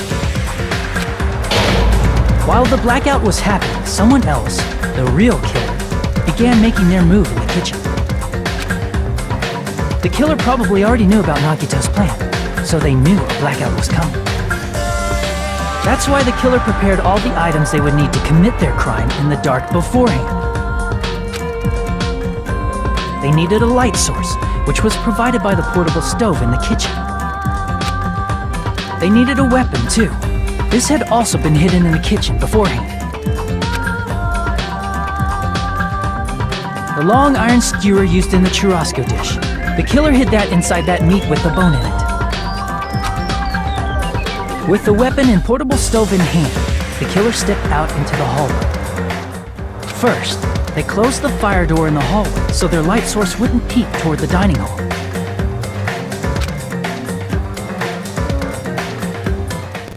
Then, guided by the light, the killer headed toward the storage room and grabbed a specific item. That's right, a tablecloth to block the blood splatter. With this, the killer finished their preparations and snuck under the floorboards through the secret passage.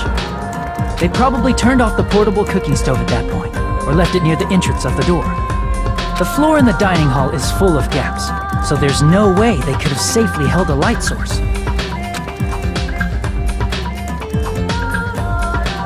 But thanks to the glowing mark they painted earlier, the killer was able to get beneath the table. Under the table, Byakuya found the knife that had been hidden there. If only he had retreated, he probably wouldn't have gotten killed, but he had to retrieve that knife. And at that moment, the killer lurking beneath the floorboard stabbed straight up with the iron skewer. The killer had been waiting in the dark for the moment when the glowing paint began to move. After they murdered Byakuya, the killer purposefully shouted from beneath the floorboards to make it seem like they were still in the dining hall. Afterward, they came out from underneath the floorboards and rushed back to the kitchen. And then, after hiding the murder weapon in the kitchen, they rejoined the group as if nothing had happened. There's only one person who would have been able to commit this crime. Especially if that person is someone who'd think of an unexpected way to hide a weapon inside food.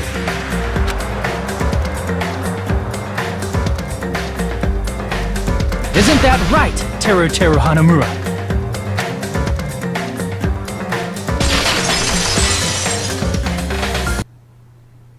That's what happened. How about it? Did I get anything wrong? This is a mistake. A mistake, I tell you. I would never kill anyone. Would never.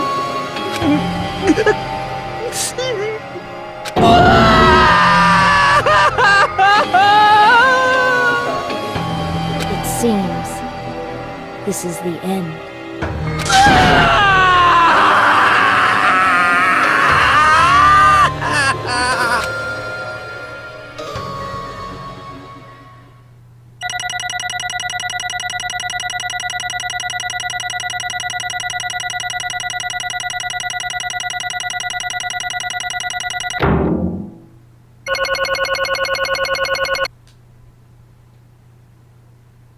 Wow, be at the last part.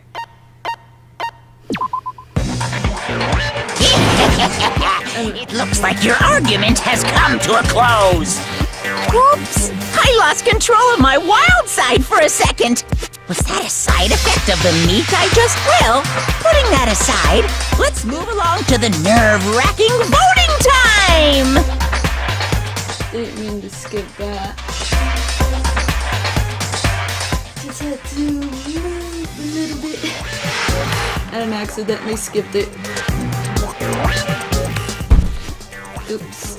Now then, please pull the lever in front of you and cast your vote! Oh, just a reminder, make triple sure you vote for someone! If you don't vote, I'm gonna eat you up just like that meat from earlier! Why did this happen? Who will be chosen as the blackened? Will you make the right choice or the dreadfully wrong one? Such heart-pounding excitement!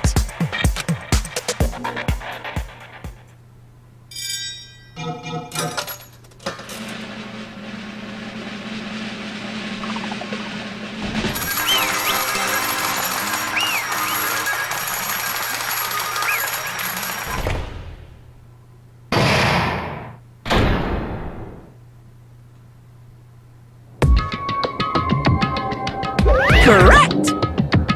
Yahoo! That's right. This time, the black responsible for killing Byakuya Togami is Teruteru Hanamura. No. You... Are you serious? Out of all these people, are you saying a punce like him is the one who killed Byakuya? But... Why did you kill him? You got it wrong.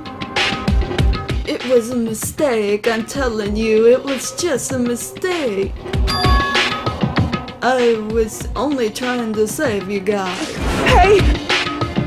I was only trying to stop Nagito from murdering one of you. Huh? Trying to stop? What do you mean? I spent all morning in the old building preparing the dishes for the party and then I heard a weird laughter near the dining hall, and when I peeked over there, I saw him. I saw Nagito in the middle of cleaning duty, putting the knife under the table. I had a bad feeling about it, so I continued to watch what he was doing. And I saw him place the irons he bought in the storage room and mess with the air conditioner timers. Plus he was grinning, just grinning by himself the whole time. So I questioned him. When that happened, he... You caught me? Oh, I've been caught. What? Been caught? Hey! What are you doing? What are you skimming? I'm planning to kill someone, of course. Huh? Teru, just to let you know, it's pointless of you to stop me. If you stop me now, it doesn't matter. I will never give up. Whether it's tomorrow, the day after tomorrow, or the days beyond that, I'll definitely start the killing. Impossible! What? No matter how much you want to leave this island, that's just... I see, so that's what you think. Well... But that's not it at all. This isn't about my survival.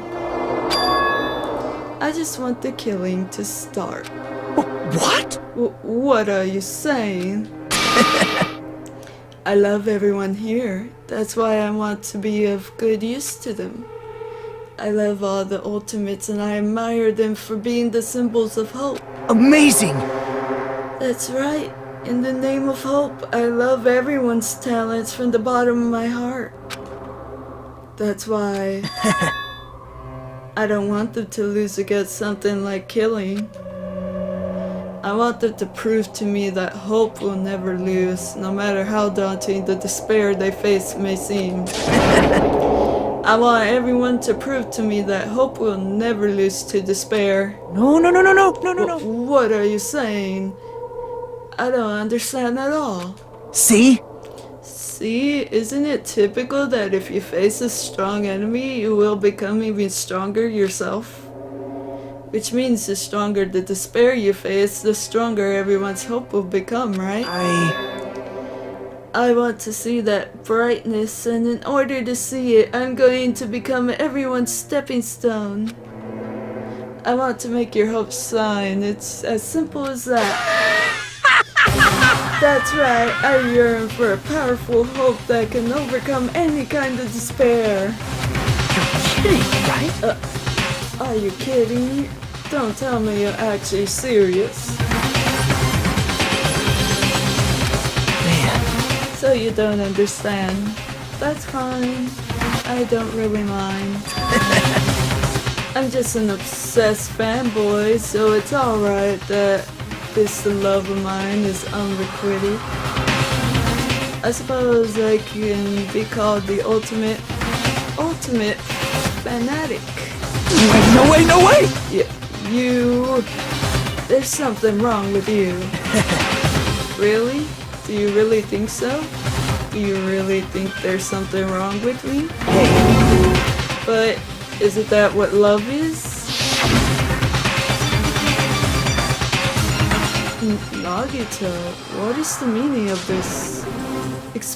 Explain to me. I don't understand anything about this story at all. See?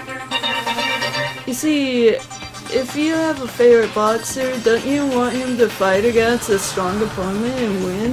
Don't fuck with me! You better not compare us to that. What? Huh? Am I wrong? It's a given that trials are necessary to become strong, and the harsher the trial, the stronger you become, no? For mere humans, killings are simply a tragedy, but for worthy humans, a trial such as this can elevate their status to an even higher level. Amazing! It's amazing to me that someone as untalented as myself can become that trial. There's no point in someone like me surviving. It's far more significant for me to die as everyone's trial. There's no greater honor than becoming the foundation so that your values may ascend to brave new heights. What's going on? Stop it! You're seriously starting to get me mad. What's going on? I don't understand at all. Are you saying you basically wanted to commit murder for fun? It's not the same as someone killing for fun, but I guess it looked the same in your eyes. I have no intention of surviving and leaving you all to die. That is why you did it mine when Terra discovered your plan. That's wrong. Or perhaps that was intentional too. So, Nagito wanted to involve us in the killing. Plus, it'd be better for him if the mystery was more complex. Is that why you blatantly revealed your plan to Terra? You expected to pique Terra's curiosity, and you looked forward to the mystery becoming more complex. Well, you're basically right. It's true I was looking forward to that. That's why I took the time to tell him about the secret passage I found while I was cleaning. What? That was your doing as well? You're right. I just casually mentioned it. Oh, it's dangerous if you fall, so don't get too close to it. Hey! This dude is seriously crazy. He's insane. That's right. That's why I tried to stop him, you know? however... But why? Why did you kill Byakuya instead? I don't know. Because Nagito was the one who was supposed to take that knife. That's why I aimed and thrusted this iron skewer there. Whoa! But why is Byakuya the one who died? It was supposed to be Nagito, not him. Byakuya probably tried to stop Nagito from grabbing the knife. And then in place of Nagito... No, I don't think that's it. Huh? Perhaps. Byakuya was probably trying to protect Nagito. What? What did you say? See? Cause Byakuya said so, didn't he? Don't worry, as long as I'm the leader, I won't let anyone become a victim. I will guide you I will all. guide you. That much I promise. Could it be? In order to keep that promise? As long as he was wearing the night vision goggles, I'm sure he saw someone moving under the floorboards. And that someone was aiming for Nagito. Why? So Byakuya gave his life to protect Nagito even though he was trying to take the knife? I see, Byakuya is amazing. To keep his promise to protect everyone, he actually threw his own life away. And yet... Such despair. I never expected an ending like this. Such despair. What? But we shouldn't let him die in vain. I'm sure everyone will become even stronger by overcoming this despair. No way. Could it be? You threw Byakuya. You knew Byakuya would protect you, so you set him up to fail. Someone like me? Of course not. I'm not that good at calculating. I just took some precautionary measures. The results of that were going to be my fun for later. Just kidding. How unexpected. But I never expected it would turn out like this. I never thought I'd be the one to survive. But since it was my life that had been saved, I didn't want to just waste it. So that's why I decided to help Teru. Why? Well, because Teru decided to commit his crime because he also had strong hope, right? Which means his actions were motivated by hope. If he was willing to go that far, I thought he might truly be the person whose existence I was waiting for. I thought he might be the hope that could defeat any type of despair. In order for me to confirm it, I decided to help Teru. What do you mean, confirm? Just stop it already. Plus, I couldn't really help myself when I also empathized with Teru.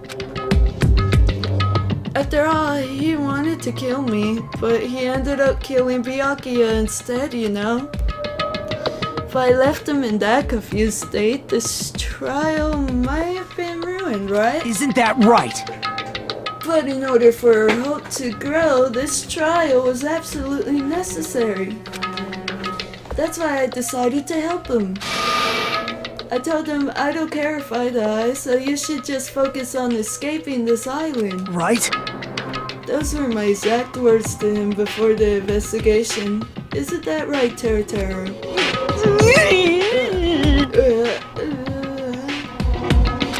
Man. In the end, my help just wasn't enough. And this turned out to be a bad ending for Teru. But you should be proud of yourself. You will not die in vain. Great! You will become a splendid sacrifice for everyone else so their hopes can grow even more powerful. Impossible! Sacrifice? Shut up! Shut up! Seriously? Stop it already. I'm gonna go crazy just listening to you. Hey! Hey, is it really okay for us to just leave this crazy guy alone like this? Huh? Is it better if we just kill him off? Kill, he said. High school students are so violent these days.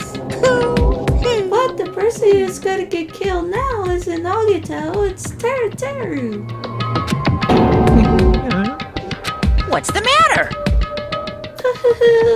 You didn't forget, right? Cause I told you already at the beginning, right? If the Blackie killer loses a fun punishment awaits them. Wait! Hold on. No. That was, how should I put it? An accident, an act of self-defense, not intentional. Anyway, I feel it's possible it's not my fault. Hey! It doesn't matter if it's an accident, self-defense, or intentional. A murder is still murder. If you kill someone, that's murder. Hey! But is there anything like sympathy, judgments, executing in circumstances, or maybe even probation? Impossible! I don't accept any of those claims. That's not. Hey! Hey, save me, you guys. I was only trying to stop Nagito, so... Why you? Be honest, after learning about Nagito's plan, you saw an opportunity, right?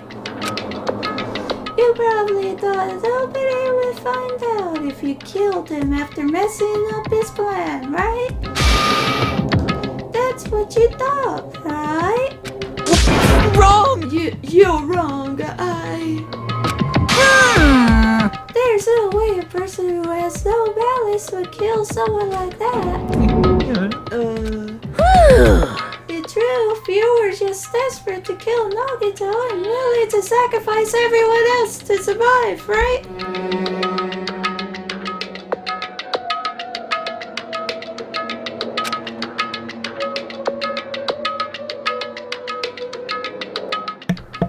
Just be honest already, at least in the end.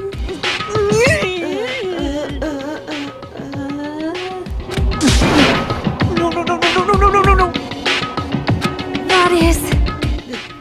Teru. Why? If only you didn't try to kill Nagito.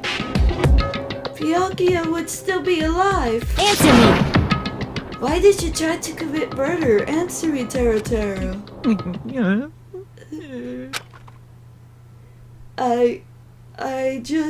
I just wanted to go home. I needed to go back home no matter what!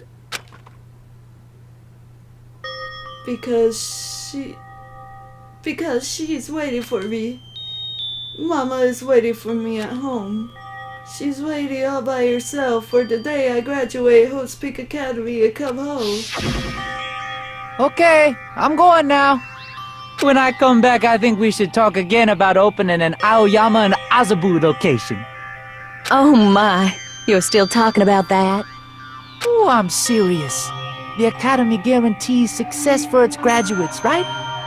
So, I know it's gonna be difficult by yourself, but wait for me until then, okay? Yes, you're right. Then I'll just have to do my best to keep the Hanamura Diner from going out of business until then. Mom, you don't have to work so hard. What if you collapse again while I'm gone? I'll be fine. Moms are strong. I won't lose to some illness. I know that already. I know that already.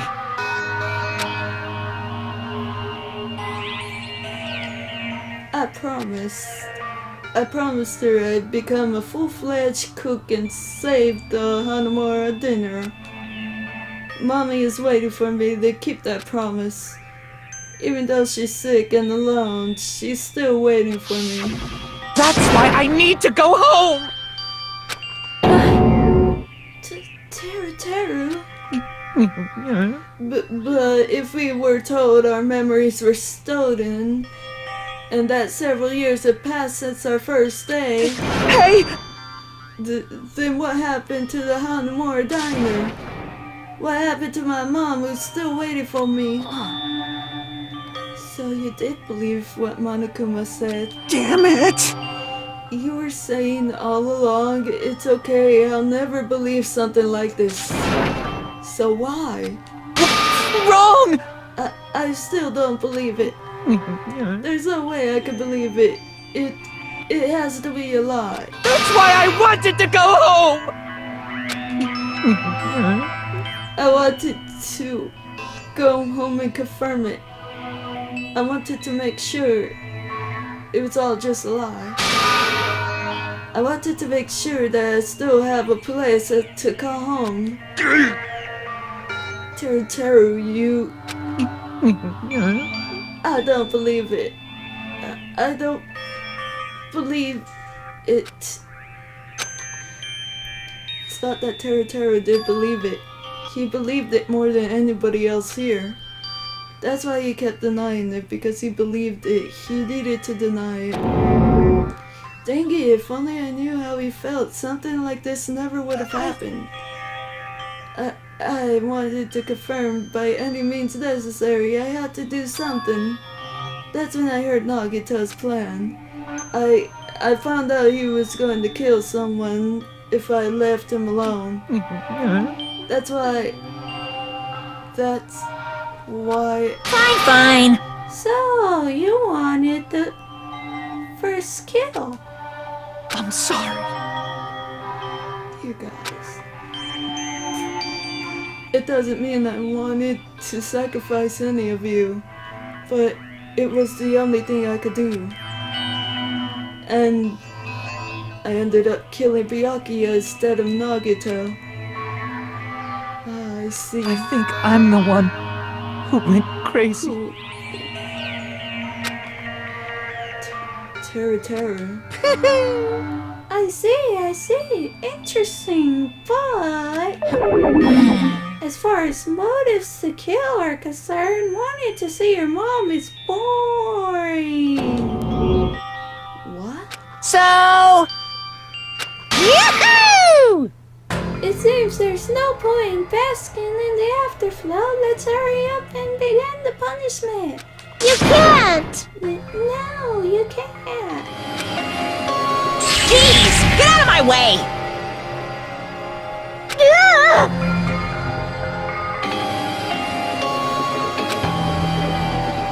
Well now. There now, that annoying little sister has been done with. Let's get back to business. Wait! Hold on a second. I'm not asking for forgiveness anymore, but at least... Now then, I prepared a very special punishment! For Teru Hanamura, the ultimate cook... Hey! Call me the chef. No, wait. That's not what I... Please! Please tell me at least what happened to the Hanamura diner to Mama. Let's give it everything we've got! It's punishment time! Lies! I won't believe this! I won't believe it. Mama!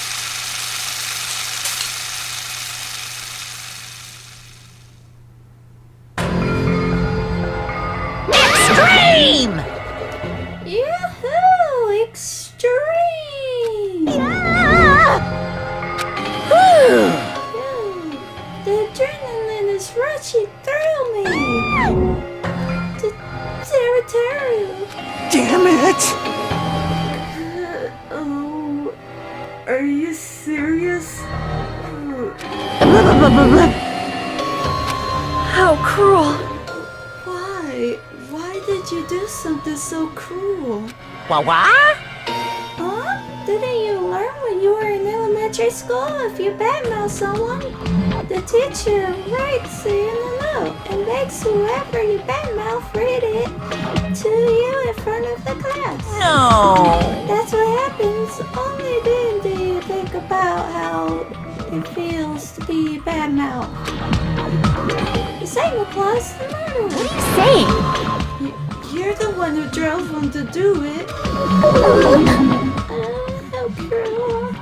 This is just too cruel. Nice. Well, it can't be helped. Rules are rules. And this is the killing rule after all. What rule? You're the one who's breaking the rules. Huh? I can't just let that slide. What do you mean? You mentioned the motive. Didn't you also promise something? However, there's a catch. Don't tell me. The catch is... Figured it out yet? That's right. You guys have to kill each other. That's my bargaining point. You guys want to know, right? You want your school memories returned to you, right? Then you better start killing. A penny for your thoughts and a murder for your memories. Why? Why didn't you tell Teru about his mom or his dinner? He had a right to know. Dino. Yeah, us too. We all have a right to know.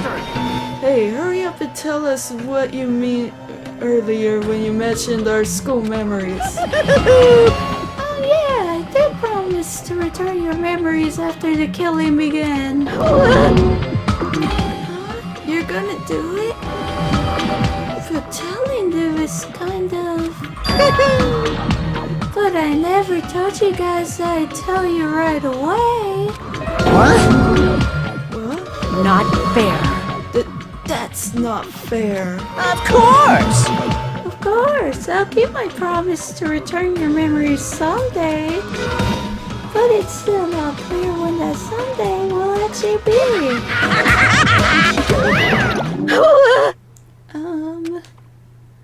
I must excuse myself as well.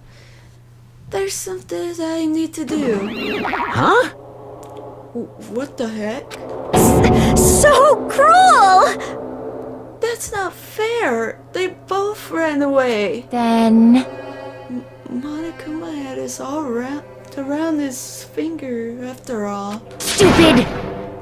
Teru, you stupid. Such despair. An ending like this is just full of despair. A seriously tragic despair. But still, at times like this, as a symbol of hope, you guys need to keep doing your best. You. Why are you smiling? Crap! How can you smile in a situation like this, you creep? Nope. Hold on. I'm sad too, you know. Didn't I tell you? From the bottom of my heart, I truly love you all, you ultimate to inspire hope and your splendid talents. There's no way I could be happy when we've lost such a talented individual. Don't fuck with me! Don't go saying creepy stuff. I'll kill you. Please kill me anytime. What? Huh? If you hate me, I don't mind you killing me. I've already prepared myself to become your stepping stone. If absolute hope can be born from that, then my life is not this special. You, how messed up are you?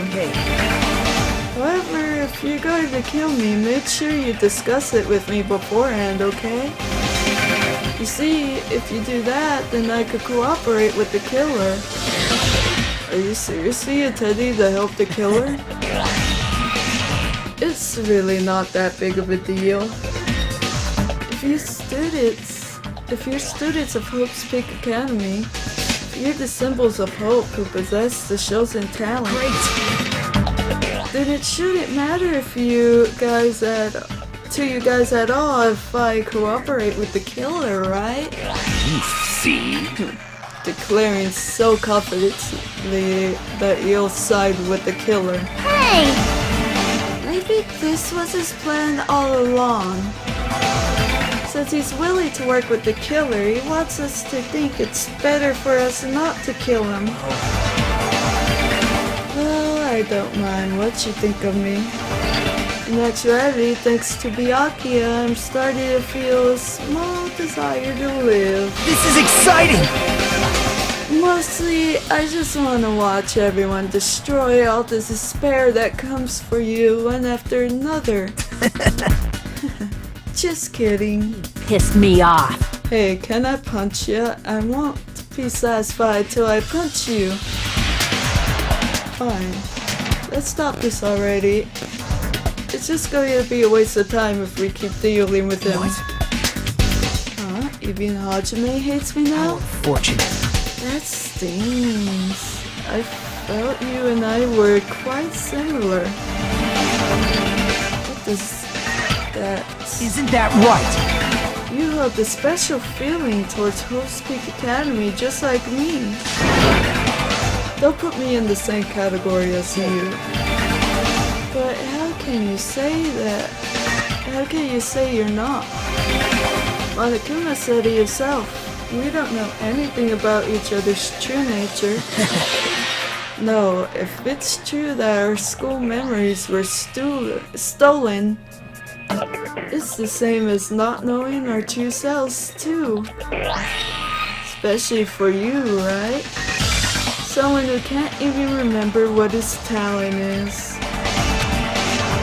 Akane, please feel free to punch him. Will do. Wait! Hold on. Please stop! Please stop this at once. Nothing will come from fighting like this.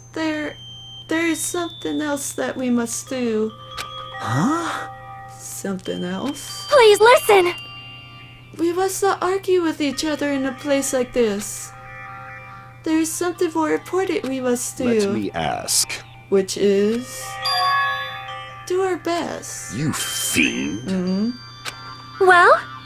We must first leave here and get some rest. And then we shall all work together and do our best. Do our best so we never have to come back here again. Perhaps. That is what I believe we must do right now. I am sorry! If only I was better at motivational speaker. If only I was a better motivational speaker. No, that really touched my heart. You're totally right. What we need to do right now is do our best. If we do our best, it's definitely gonna pay off, right? Yes. Yes, that is right. Like... But what do we have to work hard at? I do not know, but we must do our best. Jeez, I don't get you at all. Are you some kind of moron? Well? It's fine if you don't know. What matters is that you hold on to the feeling that you have to do your best. Right? So let's do our best. Let's make sure a killing like this never happens again. But... It's scary, but doing our best is our only option. There's no way I'm doing what Nagito said. I'm gonna do it! Alright, I don't know what you're all talking about, but let's still do our best for now. Fine. Very well. If we are not able to change the future, I guess I should at least change by tomorrow. Darn fiend, I won't give up until the very end. I won't die in vain. I give my entire existence, my entire power, my entire body and soul, I fight to the very end. Yeah, you're right. Let's definitely work together and leave this island. Do our best. We keep using that phase over and over again. You even though we knew they were just cheap, meaningless, empty words. Regardless, we still said it. And we continued to say it over and over again without stopping. Thus, the curtain had fallen upon the class trial where Byakuya and Teru were sacrificed. Afterwards, we left the trial grounds and returned to the mainland of Trapper Rock Island. For the time being, we decided to go back to our cottages. After experiencing something like that, there's no way I could fall asleep. I gave up, got out of bed, and began walking around the hotel grounds for no real reason. After not doing much of anything, I dully looked up at the sky. And there, just like before, there it was, the night sky brimming with stars. Stars that looked like they were about to fall into my hands like fluttering snow. As I looked up at such a beautiful night sky, I can go anywhere. That thought crossed my mind for some reason. The sky is connected to anywhere, even to my daily life. That's why I might be able to go home. That's right, I'm definitely going to go home. That's when it happened. As I stared up at the night sky, I felt a strange convergence of sensation. And then, while I continued to stare at the night sky, I felt my entire body stiffen with that sensation. Isn't this... Is someone watching me?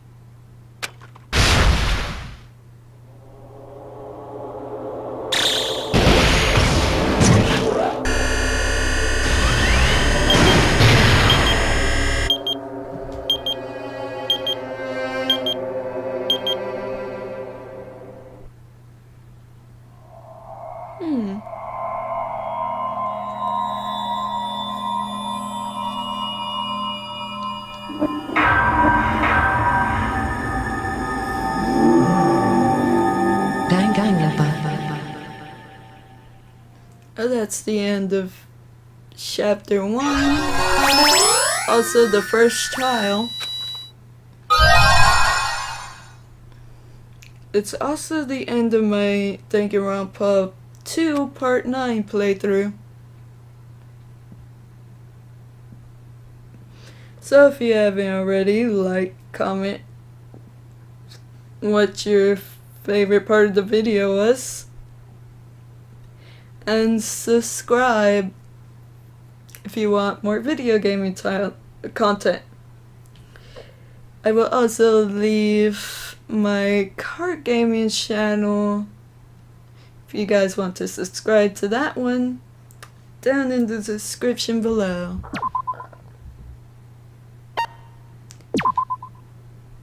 Let's save. And Umbreon For a long Liberator time, is signing out.